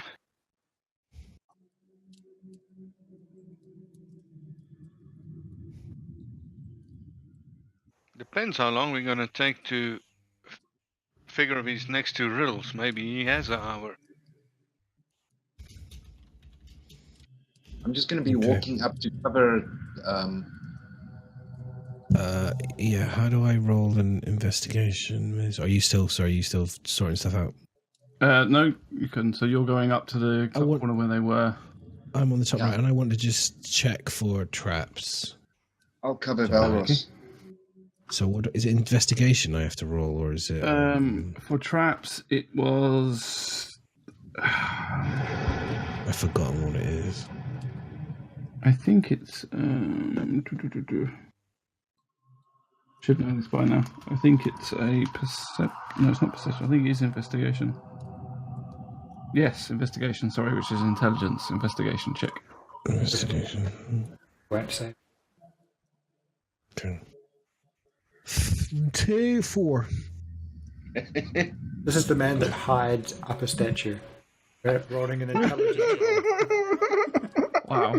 Okay, so as you creep back into the hallway where all the ghouls had come from, as you look around you, the yellow sandstone walls continue around, and the walls seem perfectly smooth and flat. So where the ghouls had come from, there's no sign of anything. You're not sure where they had actually appeared from. As far as you can see, everything in the room looks normal. There's just 4 walls. There's a pillar in the middle, which is like the center structure of the room. But other than that, you can't identify anything. You just see a few broken ornaments on the floor, and some broken chairs and things. But other than that, there's nothing else. I whispered, You Magic. notice. Magic. Hey, Val. It's magic. I'm going to go back inside. see your glasses, magic. mate. Grim, you have to apply the health point yourself. Character sheet. You hold down Alt, and on the wounded part, scroll down. So the figure is left. No, it's locked for me. Okay, I'll do it. What do you have? 7? Did you say? So I'm down to 11. So yeah. So whilst these guys are doing their thing, I'm going to saunter over to this the other statue that we haven't touched yet. Okay, but what about my Yet. previous suggestion?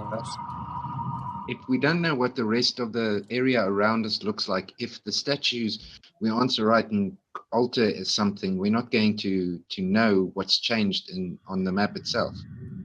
If we go down the passages, we might trigger the traps anyway. Well, there's no traps, guys. From what I can tell, there's nothing. They just disappeared. The walls are smooth. From where they just came. From where they came, was there's there nothing. already There's no signs. in swarms with little ghouls. It's magic, guys. It's magic. I swear, this place is. We should do these riddles, and then we should get the fuck out of here. No, get the amulet and then get the heck out of here. Yeah. That I as just well. think if we go walking around, it's going to trigger something else. Yeah. These statues are here agree. guarding the passages Yeah. I agree. Let's. How's everyone doing? Is everyone healed up? Or are they okay? We're a bit Let's better. just think and get the riddles correct, and we should be fine. Okay, so I'm going to lean out and touch this statue, Ms. Which one are you touching? You done the one we've done the top two, so I'm going to touch this left one where I am here. Okay. Here we go, boys. Here we go.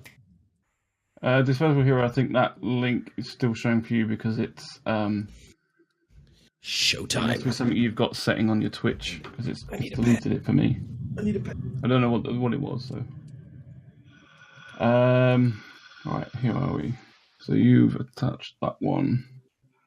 This one's a nice, easy one for you. So as you reach up and touch the statue, you hear the voice enter your head. All of you once again, deep inside your head. Nothing physically outside, just straight in there going. 30 white horses on a red hill. First they jump, then they stomp, then they stand still. The voice fades out slowly. Fuck, the pen's White run out. horses on A red hill. On a red It's like hill. Red Hill. That's a sunrise coming up behind a hill, and maybe it's mist or clouds. Oh, another pen that's got no fucking ink. Did it say White horses. chomp and then stomp? None of these pens have got ink. Yep. Champ and then stamp. They stamp. Then they stamp. This is kind of crazy, but I think it's teeth. Yeah, that's what I'm thinking as well. Yes. 30 white horses. First they, what was it? On a red mountain tongue. The Red Hill. Sorry, I got in character. Must be in character when I do this. Yes, I agree. I agree with you, my friend. I go with the dwarf. The dwarf who knew. Such a wise dwarf. I don't know. I got that other one wrong. You might want to think about it, but that's what comes to mind. 30. Oh, you got the other one wrong. 31. Plus, there's You know 32 teeth. If you take out the wisdom teeth, that leaves 28. So I don't know. Maybe they had 2 cavities or something. Can we get a paste and copy of this in Discord? 30. Was it 30 yeah. white horses? 30 white I'll horses. stick it up in Twitch chat. Standing on a Alright. red hill. Oh, Twitch chat's Standing. fine. First they Yeah. chomp, then they stomp, then something. Then they stand still. Stand still. Then they stand still. Yeah. Oh. Not. You can tell, man, this is Valorous is loving this dungeon. Oh, I hate this Normally, shit. white horses is I hate this waves shit. or breaking waves, but not with a red hill in it. Yeah, cresting waves, that'd be a good one too. Good imagery. Mhm. Anything else? No. I'm still going with a dwarf. Yeah. Yeah. This time we get 20 ghouls. Yeah, I'm going with that. I can't think of it. I genuinely can't think. It's I can't. Splitty. It's I can't Splitty. think of It's anything in the else. riddle. As much as I hate the idea that I have to accept that a dwarf is right 2 times. You have to touch the statue and say if that's what you're going with. I'm touching the statue. Teeth.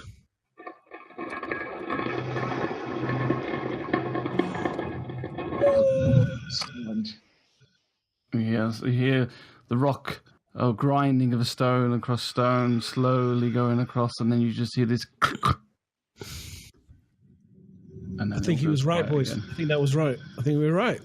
We got this is literally the Goonies, and we are on a trapdoor pretty much. I feel like we're playing the Bones right now. We are playing the Bones. It's fucking awesome. Sorry, I'm just a bit excited. What's in this slur? It's getting me high. I'm going to have a quick look around here to the left and to the right.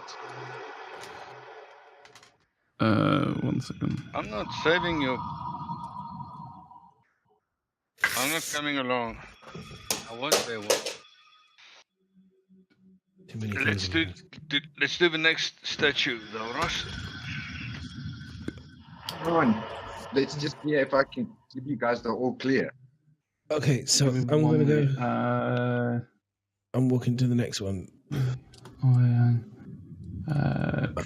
pretty confident. I don't do that because he did that last time, and then that's when the shit goes crazy. I just want to answer these riddles. See what That's happens. right. Anywhere further, I'm just checking down the corridor from where I'm standing. Yeah, I can't see what you're doing, so I can't tell you what to do. You do what you think. You do what you gotta do, man. Well, he got the monkey off his back, but he's got it on his mic now, so I don't know what he's going to do about that. Oof. Right. Sorry, I just had to write down something. Oh, DM writing shit down. Fuck. So what's going on? Sorry, what are you all doing? Loki's gone back up for an exploration, is he? Valros is Just up grabbing there. the next statue. Yeah, I'm literally touching the next statue. Okay. So as Loki walks towards the end of the corridor, Playing the Bones. Valros goes up and grabs the next. Is it a statue. female or a male statue? This one's a Mal statue. Okay, so I'm just going to hold him by the forearm. Jiggle him. So as Loki got to, all of a sudden, again, the voice comes through into your head, and it says, "One tooth to bite. He's the forest's foe. One tooth to fight, as all Norse know." That has to be an X. One tooth to bite. What was it? One tooth to bite. I'm holding it again. I'm going to hear it again. One tooth to bite. He's the forest's foe. One tooth to fight, as all Norses know. Yeah, it sounds like an axe, right? Has to be an X. Vikings, Norse. One tooth as all. I agree, Loki. Cutting down trees, right? An axe. Loki's like standing from the back of the corridor going, "It's an axe!" An axe. Yeah, but Down the corridor. He sounds so confident. I'm holding the statue. An axe. Axe. As you do so, once again, you hear the sliding of rock. Ooh. Now we're cooking. Right. And then Right. Okay, that's Hang. close. Straight down to the next one. I'm just literally going to slap. It's a girl one. Okay. Is this a female Strike statue? while This the one iron is? is hot. Starting Yeah, to get we're good. nervous. We're female one.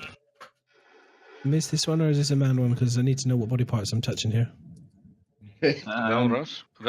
this one across. Before we do the next one, do we actually don't want to just send Loki around No. the I don't wanna outside? I don't want to trigger because I reckon if they would come in by now, we'd hear sounds of them approaching us by now. I'm confident. Maybe we get rewarded with ghouls because we get things right. And then we have I don't think so. You have no evidence whether you're right or wrong on any of these, other than the sounds. Just hear noises. The sounds sound better than the other one. The other one sounded. the thieves' instincts. Only one thing. We only had feedback locks on one of the statues the first I'm time. used to locks. I know the I'm used second to- statue had Can a hear them. noise and a clunk. Yeah. The first one didn't. First one had. Yeah. I was sure I heard 2 clunks. Was it 2 clunk? Yeah. Don't worry, you guys are worrying too much. Trust the thief. You've had It's gonna 2 be that fine. clunked and 2 I'm that sorry, didn't. touch. Okay, we'll 2 that clunked and 1 that didn't, and then Is this a another fe- 2 that did. Yeah, whilst they're all kind of bickering, well, the is it a female miss or is it a male? This one's female. Oh, I'm slapping her ass, boy. She's, I'm holding her ass cheeks. she's in heavy furs, standing there with like a pole Heavy arm furs. in her hand. And covered in sliding up the furs. thigh. Thigh hand is going up this thigh. Yeah, okay. Such cheek. Yeah, so as you touch this one once again, the voice goes inside of all your heads. The root up. Sorry. It dies. Cough syrup. You hear in a very Exactly, my ancient throat. tongue. The root taps into the trunk on this backward thing that grows in the winter and dies in the spring. Grows in the winter, dies in the spring. Fuck, I have no idea. The root, holding the thigh just a little bit higher this time. What was the root? Copy it in somewhere. Night, Joe. Yeah, 1 second. Yeah, Or just copy and paste the text. It's fine. It's in Twitch chat. The root tops. The trunk on this backward thing. The root that grows in the winter and dies in the spring.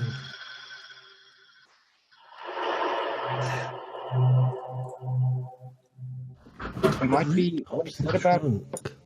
a road? Yeah.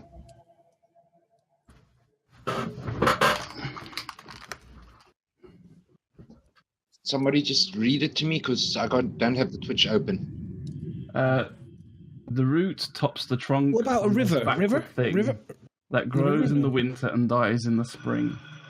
Yeah, river or road, but I'm thinking more river. You sound yeah, sounds better. The root tops the trunk. On this backwards thing. Waterfall? No. The root tops the trunk. Backwards. Got some outside help on this one, but I think this local girl might be right. Divine from above. If you look at a river from the top, it does look like roots.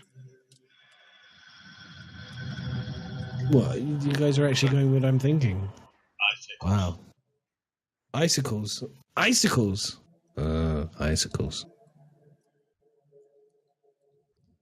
Oh, goes in the winter and dies in the spring. Yeah, makes a lot more sense.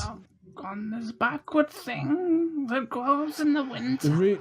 and dies in the spring. The root it starts at the top. Water. The roots where it Root starts. starts at So icicle. It's not.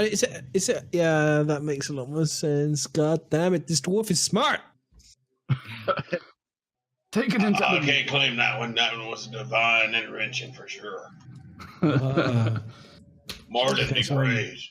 You're putting your faith in chat. Roland goes for a sit down and leaves it over for Grim. That sounds good, guys. We are in agreement. I'm just going to touch the statue's inner thigh, and we're going to go with icicles. And the statue comes alive and just smacks you on the head. Leave it. Yeah, once again, smooth grinding of rock against rock. And as it stops, you hear this clunk. Okay. Ooh, next one. Anybody else want to fondle a statue? No, because that's a male statue.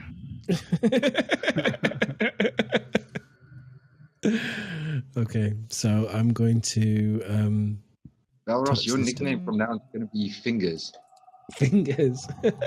He's I'll touch this quite statue. I'm gonna touch this. Gonna touch this statue. So as you approach the next statue, you notice this one is a man on its knees, kind of both its hands either side of it and its fingers rooted into the ground, looking forwards. And as you touch the statue, once again the voice comes through your head and says, "A part of heaven, though it touches the earth. Some say it's valuable, others no worth."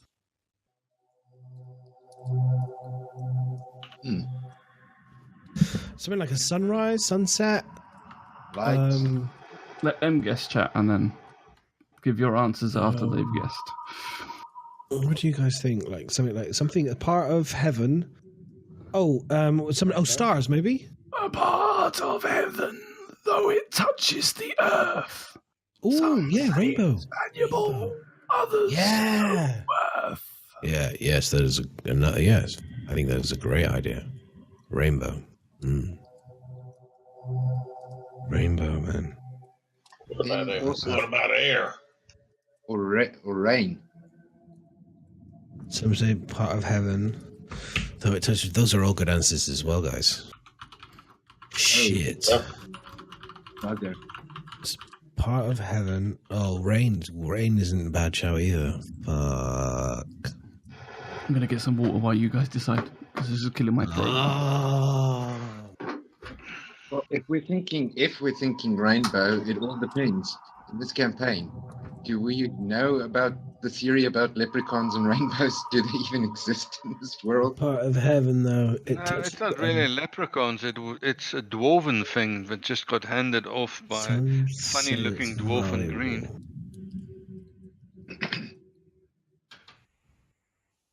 A part of heaven, though it touches the earth. Some say it's valuable, others no worth. I'm going with my first one. And I'm also thinking light as well. Light, rain, rainbow, air, bugger. I don't know about that last one. Yeah, that last one seems a bit off. This one, I don't have a feeling for any of the answers. I don't either. Just Can we for the skip this worth bit, I'm going rainbow. It's the first one, I think, that makes sense. It touches the earth. Else it It would have does. been, it's all over the earth. Or air would have been described differently. I think.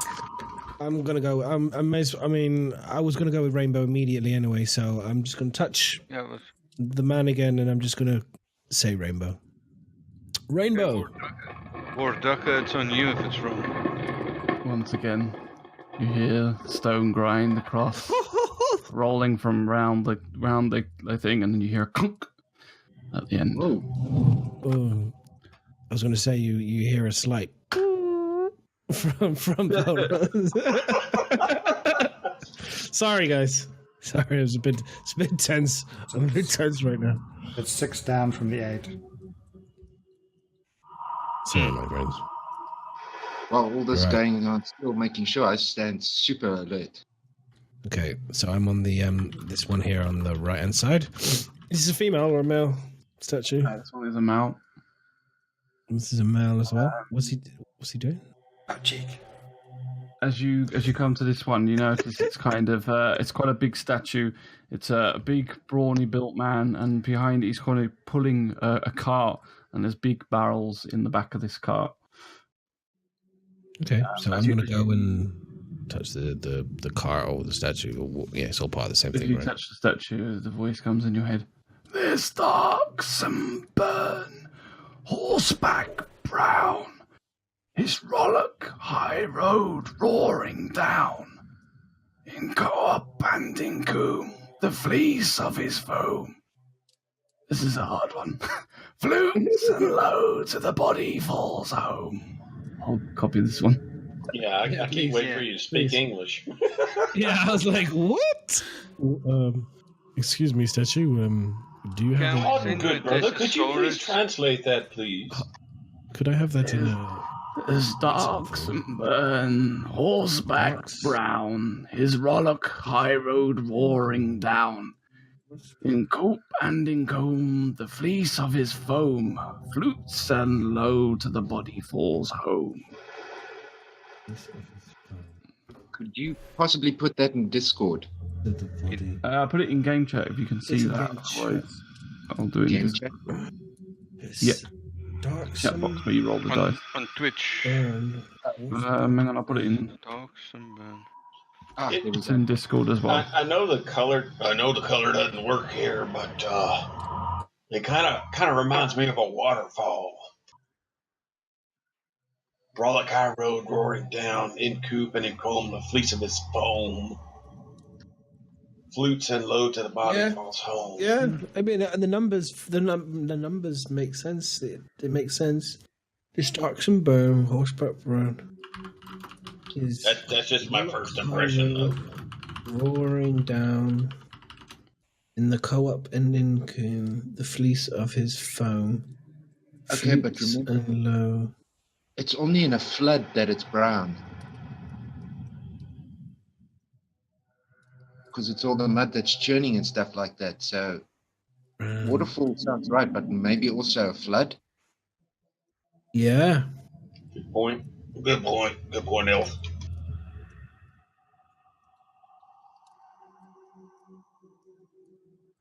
Hmm. So it wouldn't be like a tsunami.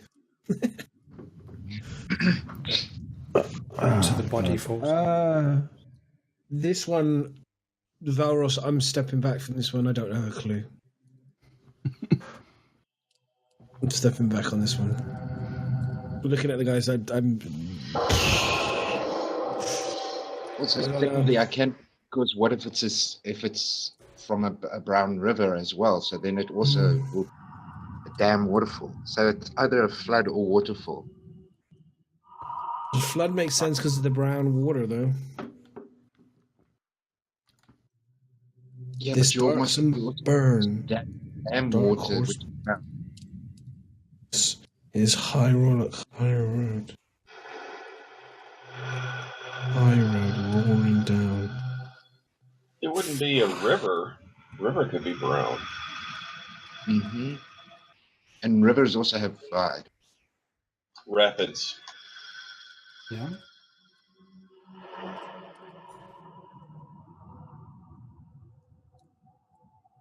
And there could also be a waterfall on a brown river. Yep. It's the It has to be the lost. It has to be a waterfall because that lost bit that falls home. Even with a flood, you don't have it falling home, but with a waterfall, it flows back into water itself. So I'm So thinking more Grim was more right with waterfall. Careful with that. they all point to river and waterfall though. Yeah. Technically, the waterfall is part of a river. Basically, yep.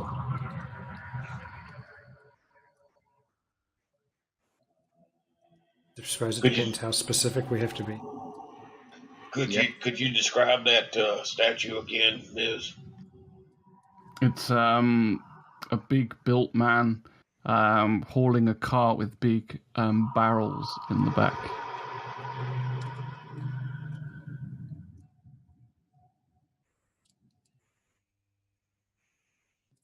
That don't help.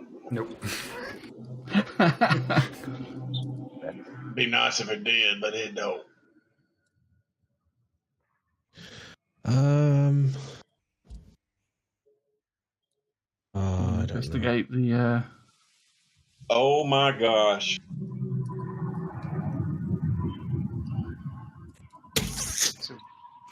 Ward. Look, stop giving them clues. I don't know if you're right or wrong. Stop giving them fucking clues. We're all getting people are like, Google. Google it. Let's Google it. Oh, shit. Google has all the answers.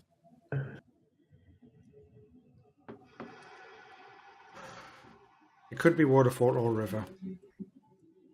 I think a flood sounds right though. Honestly, with the dark brown, I mean, genuinely, I'm just thinking because you're saying about the, some sort. It's got to be some sort of disaster of some kind. It sounds disastrous, like you're trying to hold back something.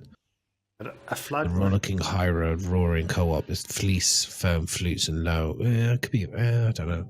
Flood I don't won't know. necessarily be in high road. A flood isn't a road; it's a field. And like I said, that falling home is still getting me. It wouldn't be lava or anything like that, then. I'm just thinking natural disasters, like a volcano. Brown. No, wouldn't be brown, would it? Bloody red. No. Sorry, I should be in character when I say this. No. I go with either. I think it's definitely either like a waterfall, like the clever dwarf has said, or it's a flood, or like some sort of it's definitely something to do with water in a way, some sort of drowning, or I don't know, something to do with water. What about a rock slide? Could be a rock slide as well. Would be maybe. no foam. But Yeah, that's true. The foam is the water bit. Flutes and low to the body falls. Another way of doing it. It's like a. Yes, the body flows home, so it could be the water. See that as in lines, they go together. It's got to be water coming from like a high ground. Because if you think about it, it would be a waterfall or something because it's water coming from a high to a low position. Because it says how the flutes and low to the body falls home, so water returning back to the sea or something. So maybe so it could be a flood coming down the mountain, picking up all the brown and stuff like that. Water's not going to return to the sea from waterfall, unless it's part of a river. No. A flood is not quite a road. Because it has said this high road. Yeah, but if it's rains on a mountain top, it will come down the mountain, isn't it? It will, but not in a It's going road. to come down it's going to come down the high road, so it's just high. Yeah. I don't know. Just Velros is currently deep in thought, cloak over his head, having a smoke, and hoping the answer comes to him.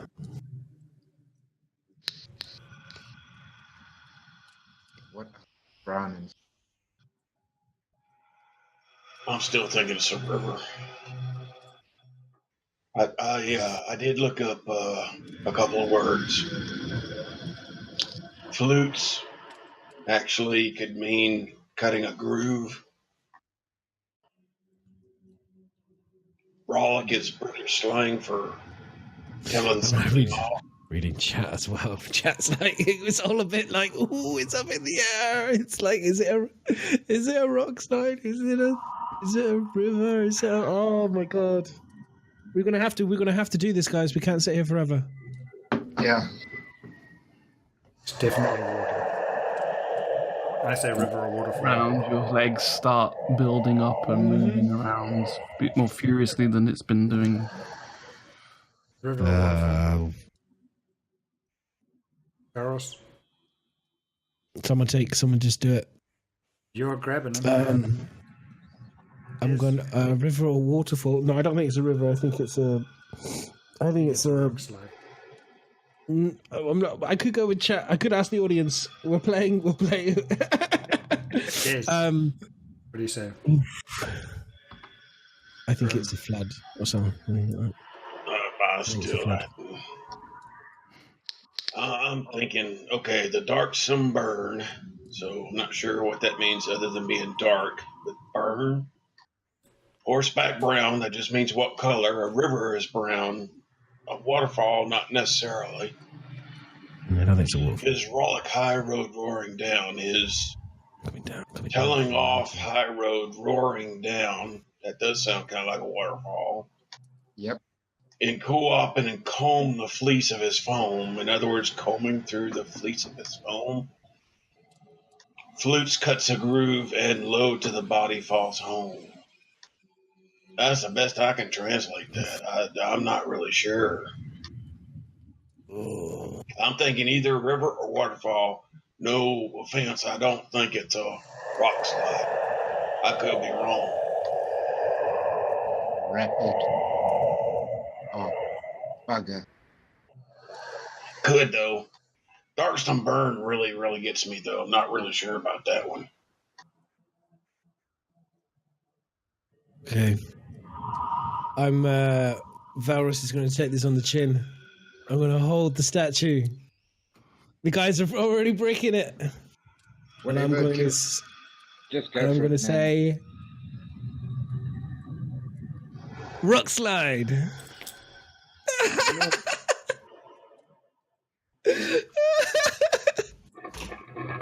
He won. Yeah. The rock gliding over the top of stone. And then nothing. Ross, you Buggery broke bullet. it. Fuck. You broke it. What do you mean we gotta start over? Fuck. There was no click. Yep. We're Damn. fucked. Okay, I stand ready for any attack. Listening and making sure. I blame you. Okay. Valrus, Okay. try again. Next, what the statues? What, say the same one again? Give it a go. No, you only get one guess per statue. Guess per statue. So if somebody else touches him again? One guess per statue. Yep, Valrus had his guess. No, one per statue, not per person. I took a wild. We weren't. I know it was 100%. I took a gamble, guys. I took a gamble. To the next Okay, so we've got how much to the next one? One left. Do we want to? I mean, I'm genuinely a bit nervous. The last time, if we're not sure we did that one, are we nervous there's going to be some ghouls coming at us? That's what I'm concerned right now. That's why I'm something. We'll deal with it. And thank Okay, Yeah. all right, next statue. Touch the next statue. Okay. As you touch as you look at the statue, and you notice a woman. Looks like she's in farmer's clothes and a hook. Not a hook, sorry. Like a fork in her hand. It's just standing there. As you touch the statue, once again inside your head, you hear a box without hinges, key or lid. Yet golden treasure inside is hid. Egg. Yeah. Hold it. Yeah, Egg. I had something like this before. Egg. That's it. Well done. Valrus hold the statue. That has to be it. I read The Hobbit. I don't know. I put the game somewhere. Valrus, you need to say it to the statue. Oh, they're holding the statue. Egg. Eggs. Egg. You hear the stone once again slide and grind over itself. And at the end. Oh. So we didn't get the last one. Motherfucker. Ah. What was Okay. it good for how many statues? We got two wrong, it would appear, so far. We've had 10 ghouls come from the first. Yeah, we had 10 ghouls come from the first fuck up, so I reckon there's going to be some ghouls on their way. Something's on its way. Something's on its way. Get ready, boys. Which How many more statues have we got? Have we done So- all? We done them all? So, Some more. We didn't complete the task perfect, though. We're fucked. Was anything going to happen? You failed. Goodbye. do Well, the What? we What's want the to mist doing? Do we want to scout a passage and fall back to this chamber? So maybe one or two of us go forwards and then fall back to the chamber. They see anything? Yeah. It'll do it. I'll We go. have no room to fight in these corridors. I'll go stealth. So let me roll my stealth, and then see what we can do. So I'm gonna roll stealth. Can you believe it? It went out of the bloody dice. I thought it was extremely impressive, and I thought we did pretty daggone good. I thought we it was worked a well as a fucking team. It was 16, fun. I just enjoyed rolled a that. I don't know 10. about y'all. Fuck's sake! I was nipping myself with some of those questions. And Miz, I just took a liberty. I hope you didn't mind me looking up just a few definitions. That's all I did, just to make No, sure. it's fine. That one's an old riddle. Yeah. I fucking rolled a 16. I would have got a 21 instead of a 10. For a 10. God damn it. Stupid dice. Falling outside of the thing. I rolled it too hard. So, what are you all doing now? So I'm rolled a 10 and I'm going down the this door here. I'm going to go straight down to here and see what I can see. Waiting to hear if Belrose goes smash. Super stealthy down there. So, Roll perception. I don't need to perception. Valorous is going down. What the rest of you doing? Keeping an eye Standing out. ready, we're waiting for us. They're all waiting to drag me back. Keeping an eye on the other corridors. Okay, so I You're have, holding back. Okay. what can I see, DM? So let me just go on there. I'm like peering around the corner. Why is that not doing it? Super stealth mode. That's the one I'm after. Like over the head.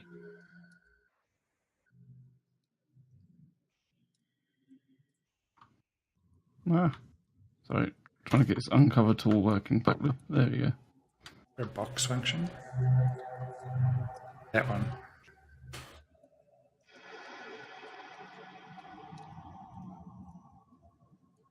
Oh, fuck.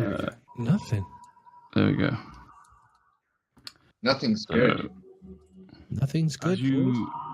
As you walk down the corridor, you look both ways. You notice the walls seem quite normal. There's, the sandstone built walls are carrying on through there. The path diverts both left and right, the same as it did to the north. And down the end, you can just about make out that it looks like two dark gaps towards the end, which you presume are passages to meet up with the one linked in the middle section of the room you are currently in. There's nothing much there, just a few broken vases and things laying on the floor, but nothing that you can notice at first glance. Okay, I don't like this because quite simply there is something triggers shit here and I don't know what it is. Can I climb onto the roof? Can I get onto the roof and kind of do any sort of kind of grappling or...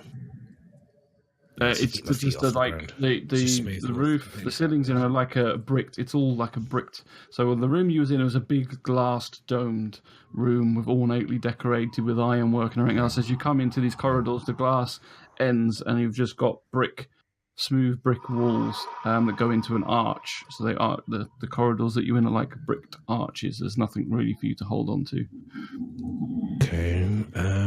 You notice that there are torches lining the walls, which light it up so you can see down there.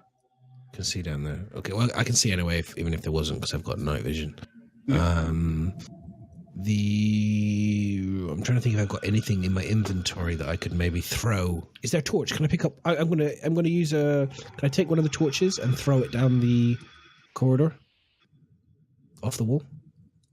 One of the torches, if you want to. Yeah, I want to. Which way? Take one of the torches. I'm going to throw it the way I'm facing to the right, so east. I'm going to throw it to as far down the corridor as I possibly can to see what happens. Okay. If you can roll, is that strength? Yeah. Strength. That would be. Is that a main one? Yeah, it's a main one, isn't it? 14. Okay. as you throw you take one of the torches off the walls. You throw it. You hear this like echoing clang as it bounces across the stones on the floor. It manages to roll. What's that distance? Why is it not giving me that? There you go. Yeah, you managed to get it to about 15 feet. Let me just... Okay. As you do so, you start hearing this sort of creaking, grinding noise of like bones rattling towards each other. Oh, Yeah. son- Something is definitely fucking coming, guys. I am nervous as fuck right now. That's all I'm saying. Can I? So I can't see anything though. Not quite just yet. No. Can we hear Valros from where we are? From where you are, you can see him. You probably can see can't me, hear- so- you kind of hear the faint echo noise of the torch as it landed and bounced across the floor. You I'm don't going hear to what he's hearing. I'm going to signal.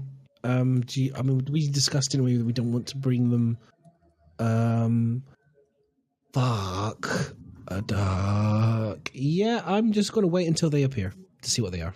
I'm going to try and stealth. I'm going to try and go stealth again, though.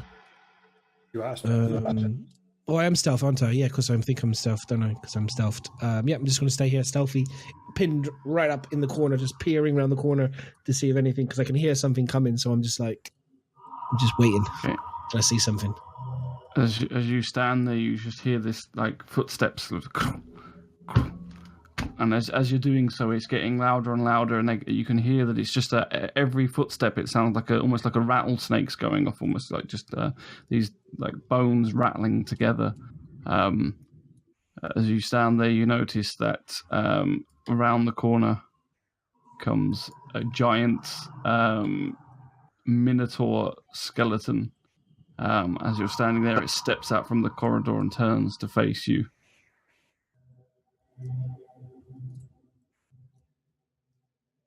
Motherfucker! As it looks from where the source of the noise came from, it kind of looks at the torch down there and then looks up and sees you at the in the way, and now it's going to charge at you.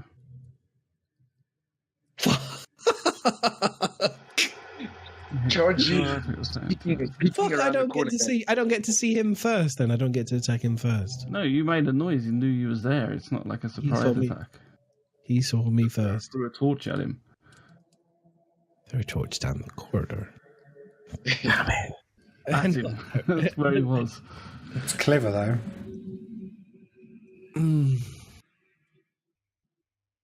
Yeah, they get bonus points for cleverness. Trying to work out how he does it though. Fucking hell! I'm just like I'm perched. I'm not there anyway. By the way, I'm literally like kind of. Oh no, I'm kind of Gone left. there. I'm on the corner of the thing because I threw it and I kind of backed up. Did you leave a little parcel on the floor? I'm about to. There's potential Wii coming out right now. Why is this? I hate this when it doesn't work. Holy shit! See, the game is telling you that technically I should have really hit him first. But fuck. You want to clear the initiatives as well? Yeah, give me a second. Shit, that's not what I wanted to do. Why is it not giving me the option? Initiatives. Just punishing. It's punishing being first to anything. Let's form an arch so that we can all get a hit on whatever comes through here. Yeah, you guys like. I'm letting out a little whimper. Right, so it's going to. Oh, where's my combat tracker gone? There we go. Where it is going to target Valros as it charges at you. Going to do a weapon attack.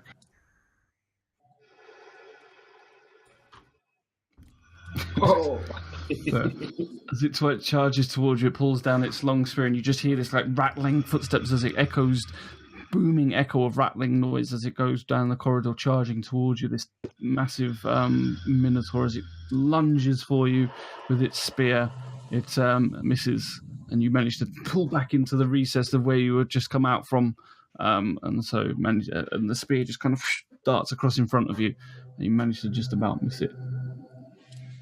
Fuck. And now I need you all to roll initiative, please. Oh, shit. Rolling initiative. I got a You roll 12.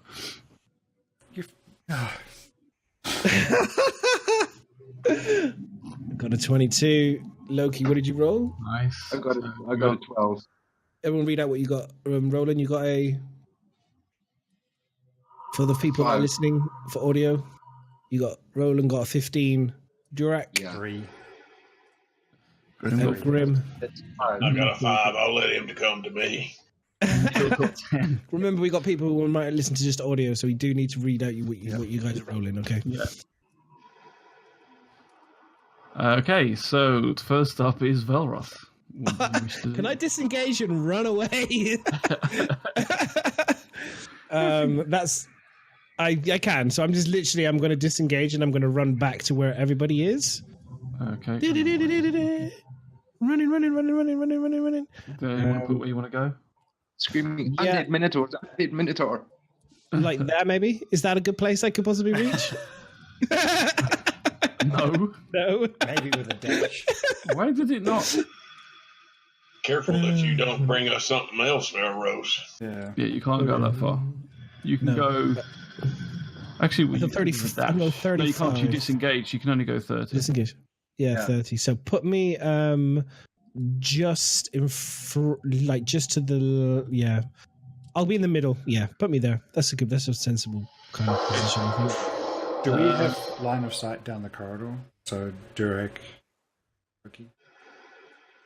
I think And I my can. but Although I don't know I about think the I've race. got a bonus. By bonus action, I can got a bonus action. Come on, where are you? Man, you need to know this shit.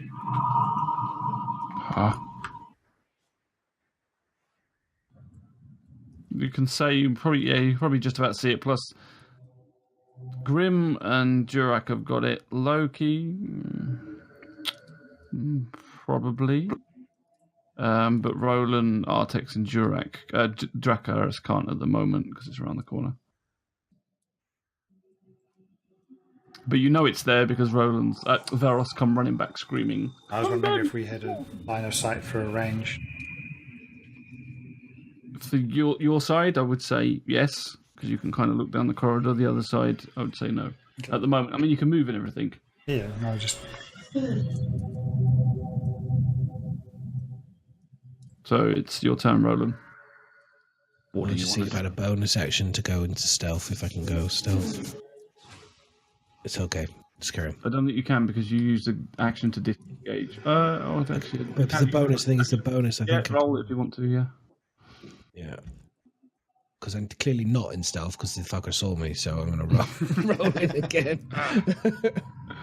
Somewhere I went muted again. Durak, do you have a range 7. attack? I'm the worst thief in the world. No. What was that, Roland? Sorry. No, I asked Durak if he had a ranged attack. I don't want to block him. He does, yeah. Oh, I can do nothing except... I can do nothing. You could hold your attack. I can hold my attack.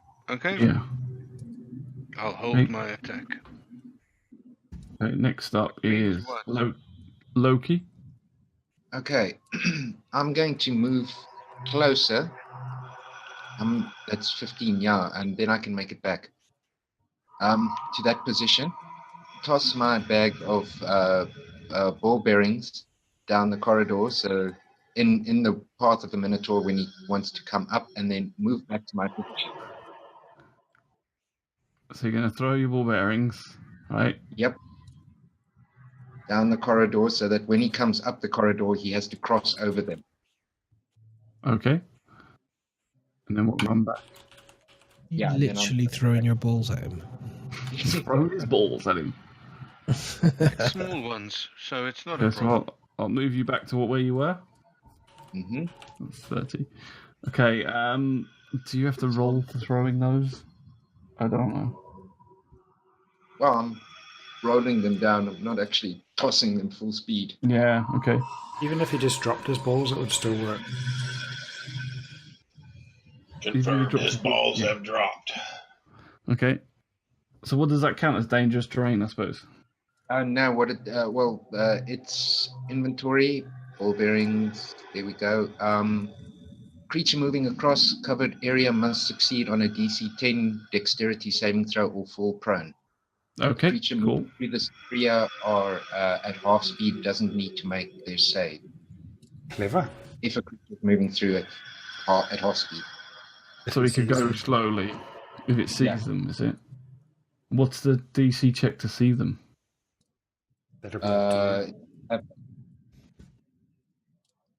you. Is it? Okay.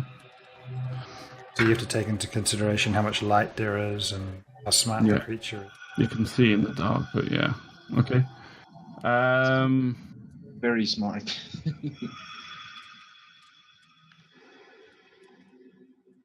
That's a good picture. At least if it wants to charge one of us, it's going to be buggered now. Okay, so that's the end of your turn. Ball bearings are on the floor. The next up is the Minotaur. Okay. Nice timing. So it's going to come around the corner and then attempt. Hold on, Miz, you didn't roll initiative for Dracaris or... Sorry. I should have done them all. Okay. How do I roll initiative for just them? From their character sheets. Yeah. Main. Where is the initiative In one? between AC and speed. Thanks, making them. Okay. Whoa. Nice. 24. Who else hasn't got it? My rolls are on fire, just not for Dracaris. me. It's just, Yeah, Arctic 24. Nice. Dracaris. and Dracaris. 12 How for does he have Dracaris. +4 on initiative? Who? Artex? I have no idea. So actually, it should have been Artex first. So it's his go. Do we roll me back then? So I need to be. No, we'll keep your turn. Just go back to Artex for a minute instead of the Minotaur. So Artex, where is he standing? So he can't really see from there. I don't know much about his druid. What can he do? Green things. Cure wounds. Is anyone injured? I could do him doing a wound cure. Him and Diz are both a little bit. Damn. The lights are. Grim's. Okay, Grim needs a bit of a heal. Okay, so he's going to heal cure wounds. Grim. Cure wounds is a touch. Well, he's okay. He'll run over to Grim and cure wounds. Then. And then move back. Stand behind him. Yeah, he's gonna go behind Grim for now, so he can see as well. And then he's gonna cure wounds. Has he got hold of Grim? Is it touching it? Yep. Maybe letting these elves touch me isn't such a bad thing after all. Lay Behind your him. hands on me. Fucking hell. Not at all. So Artex dashes over towards Grim, sort of manages to slide past him, and as he does so, he grabs hold of his shoulders and just does a small, hear him chant under his breath, a little incantation, and you feel warmth all of a sudden go from his hands and seep all over through your body, Grim, and you just feel already all of a sudden just fully refreshed and ready for the battle. Do you know what it is, Grim? It's the fact that us elves we use fairy liquid to bathe and wash our hands. Very liquid. As you do. I don't want to know where you get that Think for one. liquid. Keeps our hands super soft, super supple. Sorry, Roland. Okay, so Dracarys, he can't really see from there. He's going to hold off his attack as well. And then we're going to do next then is the Minotaur.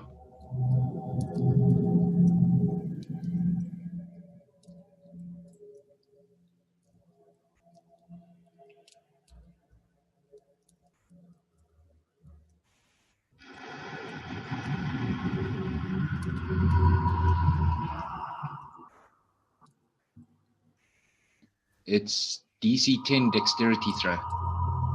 DC Saving 10. Is it a dexterity save? Isn't it? Yeah. Dexterity saving throw, and its DC is 10. Fuck! He rolls a 3.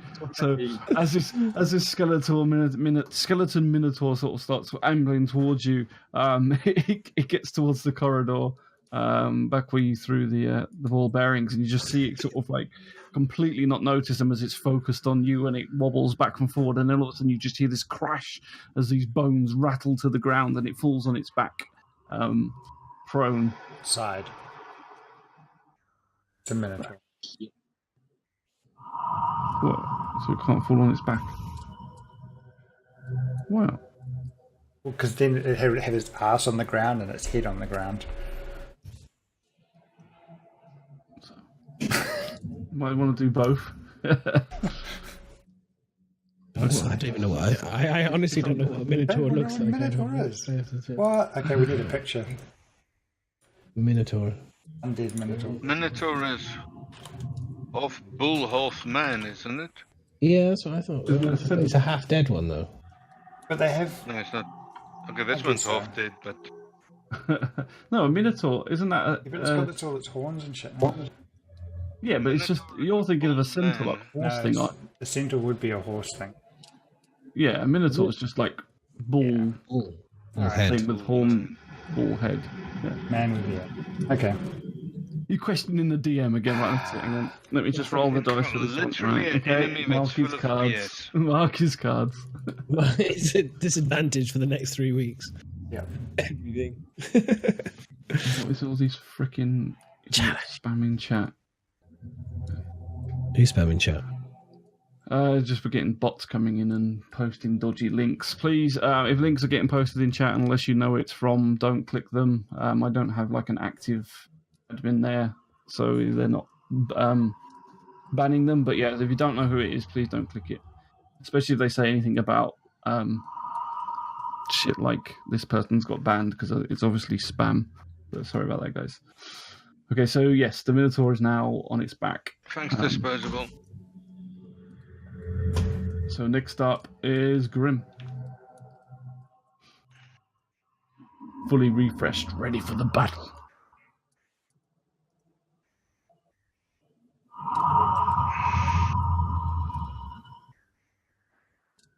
You can almost hear the cogs turning in Grim's head as he thinks.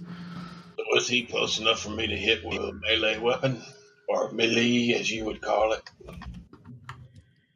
Or do I need to use my crossbow? I think Does being just slightly. prone- Yeah, he's out of your reach just slightly.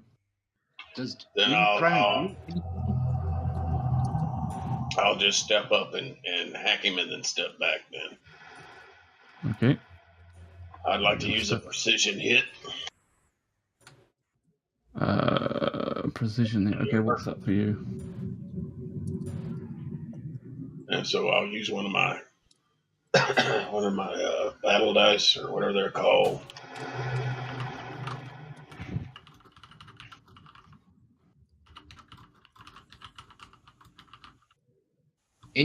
Just hold on.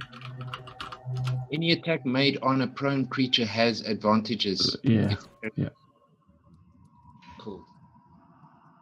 I'm So just you have waiting for an it to decide. So he's prone. He's prone, yeah. You have an advantage on your roll. So now you can click that thing at the bottom of the thing, and you click the advantage button. And you haven't got him targeted yet, by the way, as well. First thing I'll do is roll my superiority dice so I know how much of a bonus to give myself. Does that make sense? Go for it. can't believe the ball bearings work. I can't believe the ball bearings. Dude, all of It's awesome. Man. I was going to do some cat traps. Or cantaloupes, what they call cantaloupes. But... So is that you add that to your thing afterwards? I'm going to try the thing at the bottom. I hit the advantage and I hit the +2. Okay.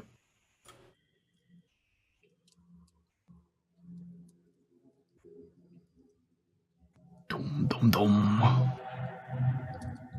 Make a dent in this one. Nice. I like 18. Oh, I didn't. Dadgummit, I didn't. You didn't target it. Let me just have a look. Its AC is 12, so yeah, you hit. Sorry about that.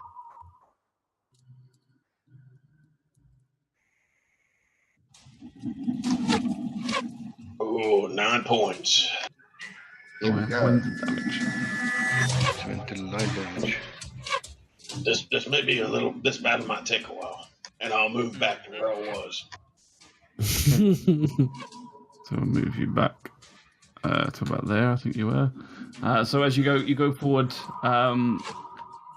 you bring your battle axe up as it's laying on the floor, trying not to trip up the rest of the ball bearings that Loki has sprinkled along the floor, and just chop down on its leg. And you kind of, as you do so, it kind of tries to move out of the way slightly, and your axe just chips off to the side of it, and you hear it kind of like an odd grunt sort of noise coming from this undead creature as it rattles. His legs kind of rattle away. It just it kind of brushes it off.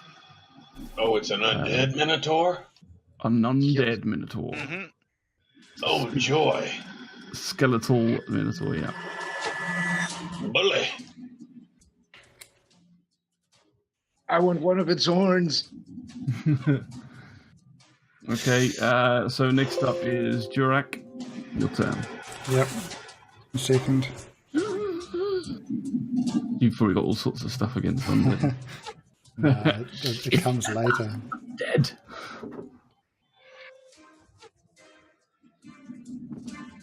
Rip out your holy symbol, turn undead, and hug it. Yeah. It's getting up. The only problem with that is it tries to run away. No, I'm just going to hit it with a sacred flame, and this can be okay as long as I can see it over Valros. Or between Valros and Grim. Yes? Well, you can say you can step up between them. It should be okay. Well, because Sacred Flame doesn't come from me, it spawns down onto the creature. So I don't need to shoot it. No, but you can see it, so that's fine. As long as I can see it, okay. Sweet. The view of the screen is much better. What do you mean by this view of the screen? Oh shit, my bad.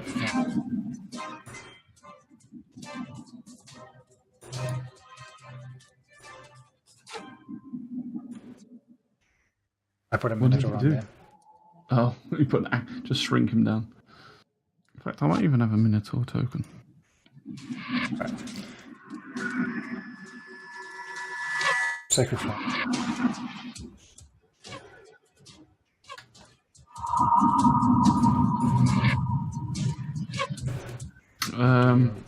Yeah, sorry, I got to do a save. Yeah, that's what I thought. Do. Yeah, it's back. It's back. Yeah. Back. There it is. Sorry. It's just a delay, I think, from when it crashed when you were in the game or whatever. So good. So yeah, as you do it, you say an incantation, and this flame from above just glows down and bathes the skeleton in light as it just kind of wreathes and groans a bit under the force of it, and it seems to be like almost burning him as he just rolls where he is. Next up is we've got to go back to Roland, who held your attack, so you can now see him. So if you want to roll to attack. Just quickly asking for Loki, how long does this ball bearings work? Does he have to throw a save? gets It's up not a again, spell. or- It doesn't. It's as long as he's in the area. Okay, I will do an entangle on him later. It's not necessary now. It's the same as if he's like trying to move out the area or back into the area or something like that. Since he's already fallen prone, I'm guessing if he stands up, then he effectively moves out of the area. So I don't think he has to make another roll when he stands up. No, I wouldn't say so. He's So falling just now. When he next gets up, round, he's going to he'll be fine. standing. Okay. Yeah, next round he's going to be standing and be fine. Yeah, sorry, I'm just asking for the mechanics. So, if he stands up, is that his movement roll for the round? No, it only takes Stand up and move. Half movement, I think. Half movement. Okay. Anyway, takes- I am throwing Hunter's Mark on him. Okay. I'm taking out my bow. Focusing on the bow, being one with the bow and all that heebie-jeebie. Roll, boy. Lama, lama, lama, lama, lama. Nice. Yes, 19. 19, that's a hit. So we got a hit on him. Throwing damage for the bow. Nice. 8 damage. And then I throw Hunter's Mark damage, which is a 1d6. That hunter's mark is insane. Plus 5. 9. So, where's it gone? An extra 5 damage. And there's nothing Just remember, near him, Rattling. so I can't do Horde. So you pull back, get an arrow on your knuckle. You just as you do so, you just release it. You go through the air, and it kind of like up underneath the chin of the Minotaur, and as you hear it sort of writhe and scream, and an unnatural sort of damage as it just yanks the arrow back out, and then it sounds like the arrow did more damage than it should have done. Which is obviously coming from your hunter's mark, sends a pulsing wave of damage through its body, for its bones at least. Just remember, Roland, he's still categorized as prone, so if you did make that throw, you still would have had an advantage. It had an as well. advantage, yeah. All of you got advantage until it gets up his ass. It's up. Something I just remembered, just wanted to point out so that we don't make the same mistake again. It's partly my fault. I really didn't need to move because he's within 5 feet to do my attack. But because I did move, when I moved back, I should have drawn an attack of opportunity by him. He's prone, so I don't know He if was that would lying on count. his back. So they can't take a attack of opportunity if they're prone. I don't know. I'd have to look that up. I'm don't know. just trying to get us But thinking. You know what I mean? You wouldn't have to. You wasn't. He wasn't. You did have to move because he wasn't within reach. If you hover over, you see your square. It'll show you your reach, which is 5 foot, and you're basically your two reaches are meeting each other, but your distance isn't. He was on the edge of it, Okay. so you would have stepped in. Although actually he's got a 10-foot reach, so he could technically. So the reach. question is just whether he could take an attack of opportunity while he's prone then. Yeah. Okay. Okay, so I'm going to cast my Eldritch Blast at him.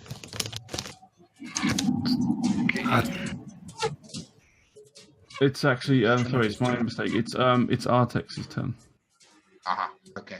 Oh, hang on, Yes. you didn't hold your turn, did you? No, yeah, it's Artex because we went back to Roland because he was holding his turn, so it's actually Artex's turn. So he is going to. I don't know, what can he do? Oh, What's his other one? Oh, produce. No, not produce. Produce flame. Is that an attack? No. It is just make fire. A flickering flame in your hand. Oh, it looks pretty. Look at me. I can make pretty flames. Okay, he's going to do poison spray then on the Minotaur. Let me clear his target so he doesn't actually do it on Grim. So he's going to just kind of step sideways a little bit so he can see between you. And then he's going to do... priest. Sorry. Can you hear me, crisps? No, it was perfect. That's what I'm saying. Very, very stealthy. Very good. And he fouls. So as he tries Anything to stealthy at the moment? concentrate and summon up the poison flame within, he just hears like Velros crunching away at something, and it just puts him completely off. And it's like, and his spell just like kind of dissipates in his hand. Sorry, I was hungry. Bloody hell, Valros. Trying to concentrate. Wait. Next up, it's Valros' turn. Hang on. Still put my cards down. Okay.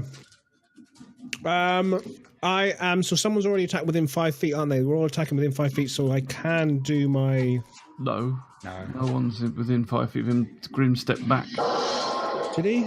Oh. Okay. All right. Well, we'll select him.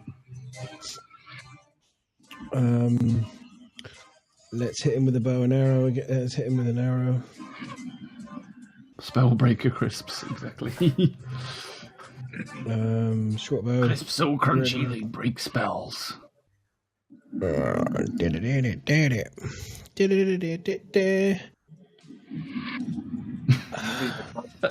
So it's not my night tonight. Back on the string, the grease from the crisps that he's eating slips. And goes I rolled a 7. As it goes towards the Minotaur, but it just kind of goes in between the bones and just comes out the other side, and you just see it as it digs into the sandstone floor. Ross still had a. I am. I'm climbing the statue to get a better angle. Which one? Guys, one to my left. Still had a advantage. Oh, yeah. Sorry, do it again. You have got an advantage. Oh, I got an advantage. Woohoo! Try again. Oh, nice. Well remembered. Not as bad. Well remembered. Oh, thank you. Good job, Loki. Stop eating them freaking crisps. Okay, we're rolling again. So we got that, and then we'll hit him. Oh, I missed the bloody thing again, didn't I?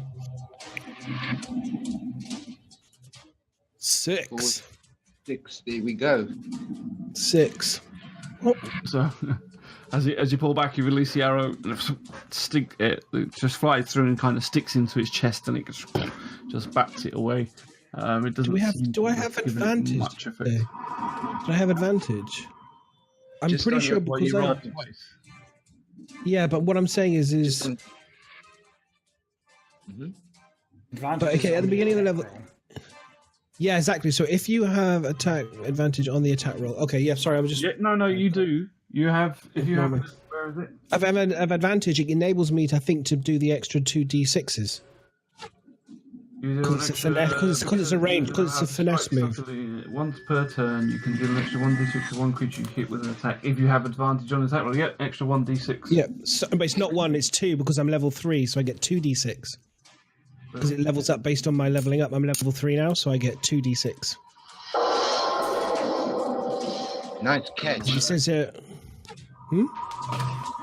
Because it says here, the amount of damage increased as you gain levels in this class, as shown on the sneak attack column of the rogue table. And so if you go to the rogue table, it says 2d6. Yeah, so that means you do 2d6, not 1. Yeah. Yeah, so I'm going to do, so I do 2. So I grab, how do I grab 2? I'll just roll 2. I'll do 2. I'll 1. Even better. 1, and then another 1. Oh fuck! 3. Hey, every bit counts, I suppose. Not as good as it could have been, but never mind. Fuck! Death by 1,000 cuts. Okay, so as the arrow hits, you feel the impact of it. Just hear this like crack as his bones crack underneath the impact of the arrow, doing extra damage to its rib cage. You just see like some of its bones now snapped off. I'm going to climb it. Can I climb? Can I run away? Oh, sorry. Yes. Climb a statue, please. Hide on the statue. Yep. Okay. Climb up the statue. Next up is Riddle. Doing the same. Caressing the bow, rolling the bones. Oh, I should have put Nice. advantage 23. on it, Yeah. but okay. Hit me anyway. Nice. 10 points of damage. Nice. And then the mark. You're on fire tonight. So as you see Velrus running back towards the statue, you get hold of your arrow, you pull back, release it, and again you hit the other side of its chest, and you just hear this almighty crack as the arrow just thunders straight into bone, and you just hear it splinter. Along with the arrow splintering, the bones as well just shatter underneath it, and this like half its rib cage is now missing as you hear this Minotaur just like grunt with this inhumane sort of yell.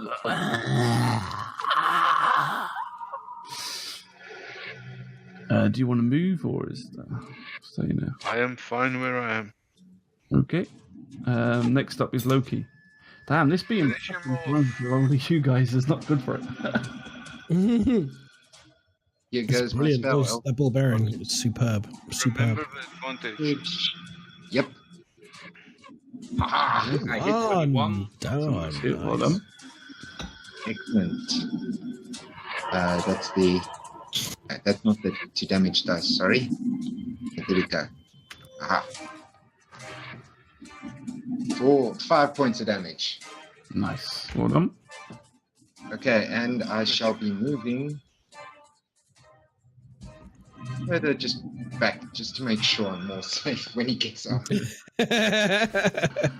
So as you do your usual thing that you've done the last few times, a dark energy forms within your grasp as you just look towards the Minotaur and you thrust it forward. And once again, this has massive impact as it hits the bones. You just see all of a sudden the dark energy flows all the way over all the bones, and it starts shocking it, and it shakes as it yells in pain.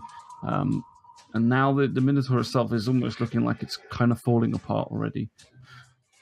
Imp pops out of the bag and goes, "Take that, you idiot!" You're mine. Next up is Dracarys. He can now see it. He's going to... What is he going to do? Let's have a little look.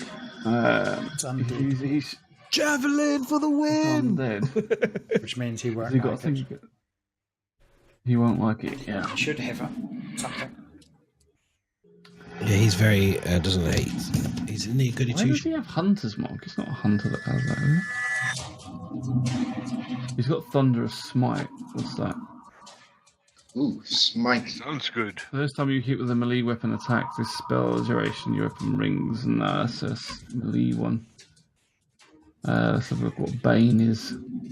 Up to 3 creatures of your choice can see within a range must make charisma saving throws with their target that fails the saving throw makes an attack roll or saving throw before the spell ends. Javelin. Okay, yeah, he's going with the javelin because I can't be bothered to work it out. Going to drive right through the bone. He's not there, it's tough. Right, so he's going for a javelin throw.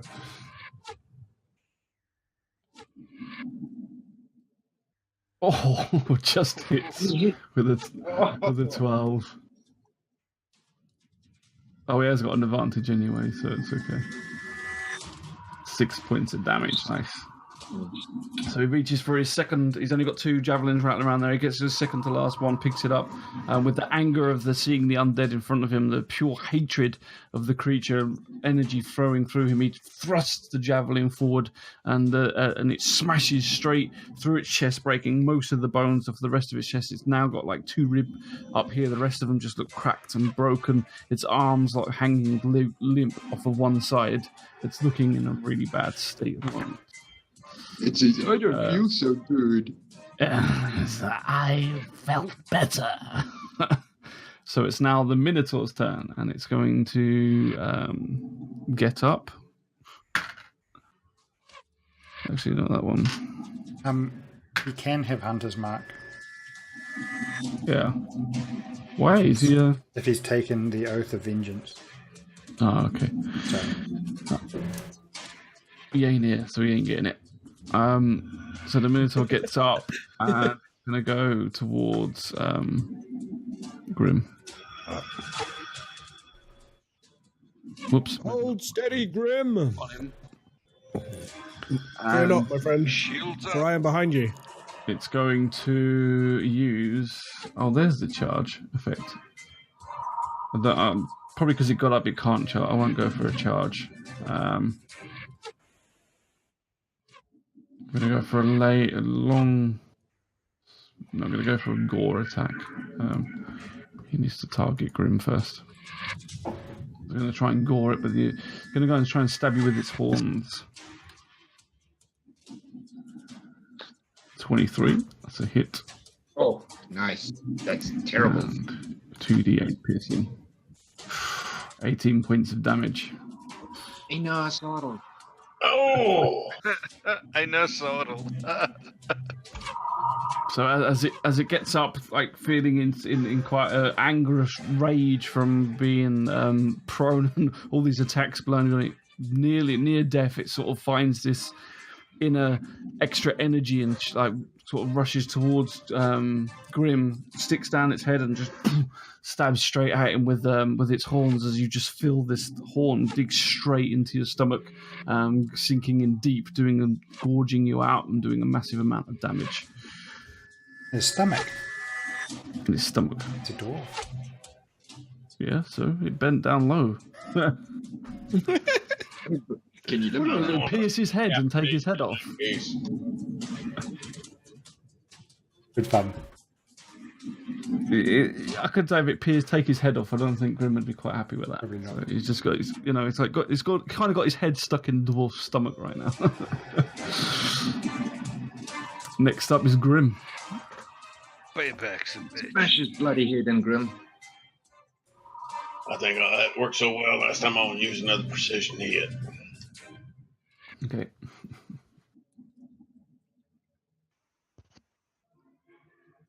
So he's using another one of your blood dice things. Superiority dice, just +3. Ah, superiority dice. Well. Blood dice is hunt. That's a different game. Nice.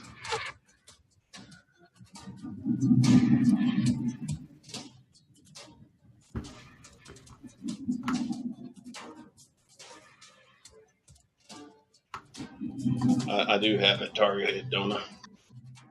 Where I roll this. Yeah, You do. You do. Yes. Yes, you have it. You have Just it. make sure, because I made that mistake before.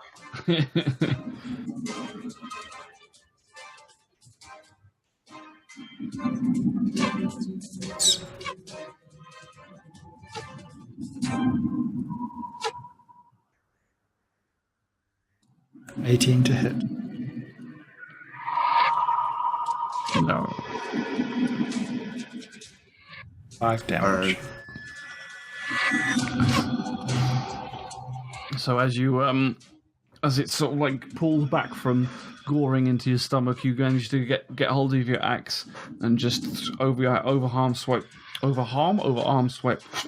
straight down on its shoulder, and your axe just breaks basically one of its arms off as it smashes through, cuts through the bone, sort of like magically joining it together and severs it off, losing one of its arms. It's now looking in a really bad state. Everyone give him a hand. Next up is Jurek. Possible to use a bonus action or a reaction to quaff a potion, or is that does that have full action? Action. Okay. Thank you. Drinking a potion is an action, yeah. Sorry, thank you. Alright, just going to Sacred Flame him again. Okay.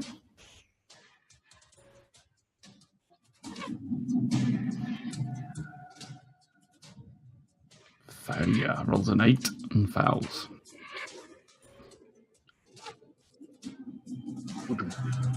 Oof. Cool. And as a bonus action, I will heal Grim. Okay. Woohoo!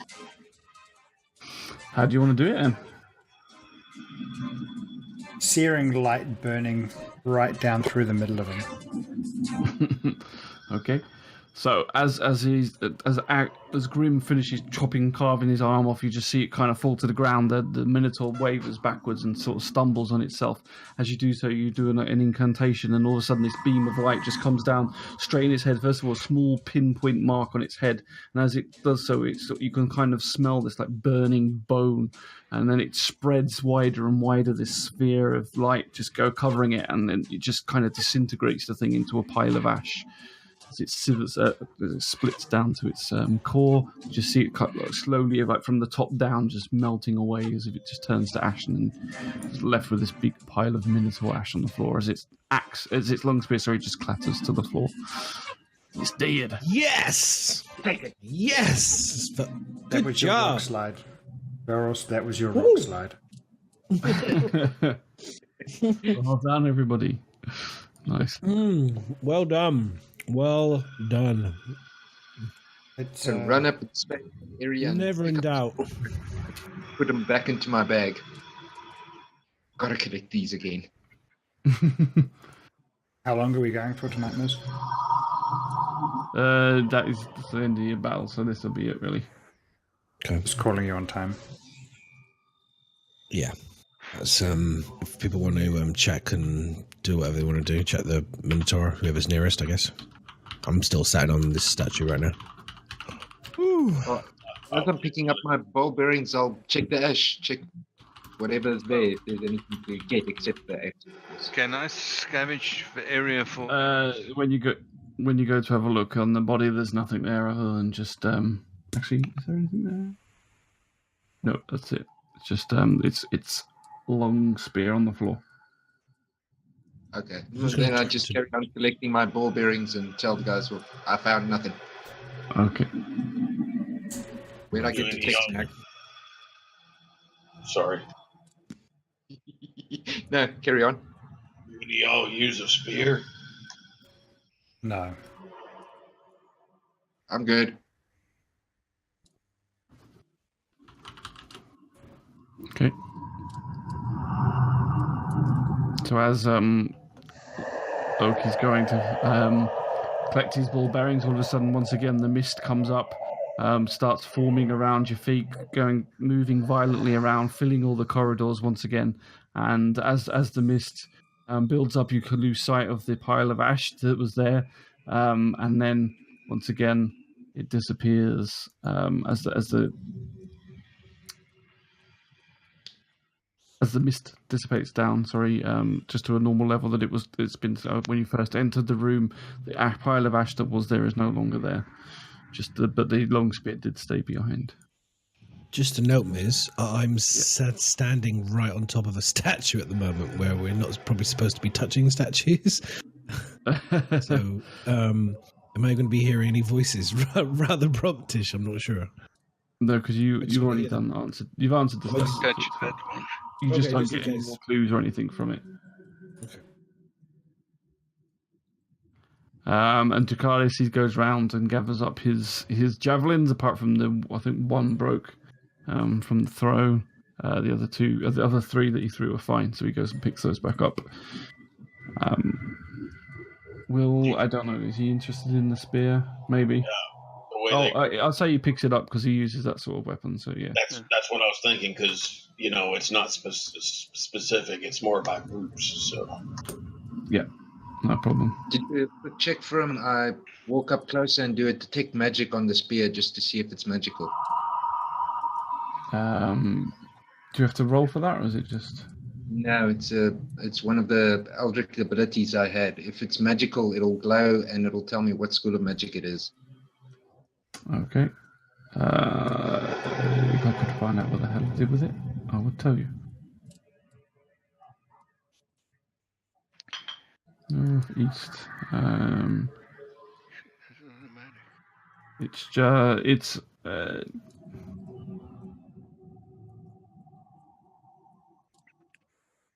+1. Is that? I think it's +1 to long spear. I don't. Is that a? No, you shouldn't have told. No, all it does is it glows a magical color. It could just be. It could just be crafted very well for the +1. Yeah. Yeah. I don't know, because it's the thing doesn't tell me description of what it is. It's just crafted well. So I don't know. It just says +1, so I don't know whether that's magical or whether you just get that from a good quality weapon, basically. I know I shouldn't have told you, but I don't know, because I'd need to have to work out. Your choice. Because it doesn't say, like you said, if it's from a certain spell, like arcane, which one, it doesn't tell me anything like that. It just says +1, so I don't know what that would fall under. Okay, well, we'll just say it's not magical. So as you examine it, no, it doesn't glow. You notice it's not magical, but you do notice that it's a very finely crafted spear. Well done. You got a nice going spear there, son. Not magical, but still good. And I put Okay. all. Could I recover any arrows? We'll say that you can salvage. How many did you shoot? In this fight, only 2. We say Two you or managed three to in this salvage 3 in total from the other ones as well. Okay. Oh, that's cool. Miss, for the future, I think if it is magical, it would be under the enchantment school for the future. Okay, I'll look that up because I don't know much about that, but yeah. Okay. Yeah. Cool. I'm just happy just to chill. Just chill in there. Yeah, so basically, this is the end of the evening. We're going to call it here. I don't think we're going to do a long rest or anything because they're obviously just in the middle of combat. We have to have a stopping point. So this is going to be the end of the show for this week. Thank you, everybody, for watching. Thanks for any follows and everything else that we did get. Hopefully you enjoyed it. Like I said, we are still learning the game and getting hopefully a bit better each week. But we will be putting this up on YouTube as well. So if you do !Asylum in chat, it will give you a link to our YouTube, which you can go and listen to it on there. And yes, remember that Roll on Friday is every Friday at 8:30 UK time. So yeah, glad that you all could come. Hopefully, share it, follow us, give us all a follow. Make sure you give us a follow on YouTube as well and on Twitter. So if any details go out on there. If any of you want to, you can do !Discord and join in our Discord. We've got a D&D discussion room in there, which you're more than welcome to come and talk D&D, give us some advice, and Rithius is nicely showing off some of our merchandise as well if you want our custom-made ampersand t-shirt or more. We've got to plug ourselves a little bit. So yeah, it's really enjoying it so far. If anyone's got any tips or any information they want to help, like we said, we're all learning, so we're more than happy to have any advice from anybody. Hopefully this will get better as we go. Yes. Yeah, we already, it's getting better every week. So some good improvement. So we're gonna leave here. Yes. So next week we'll be continuing the same dungeon. Keep going.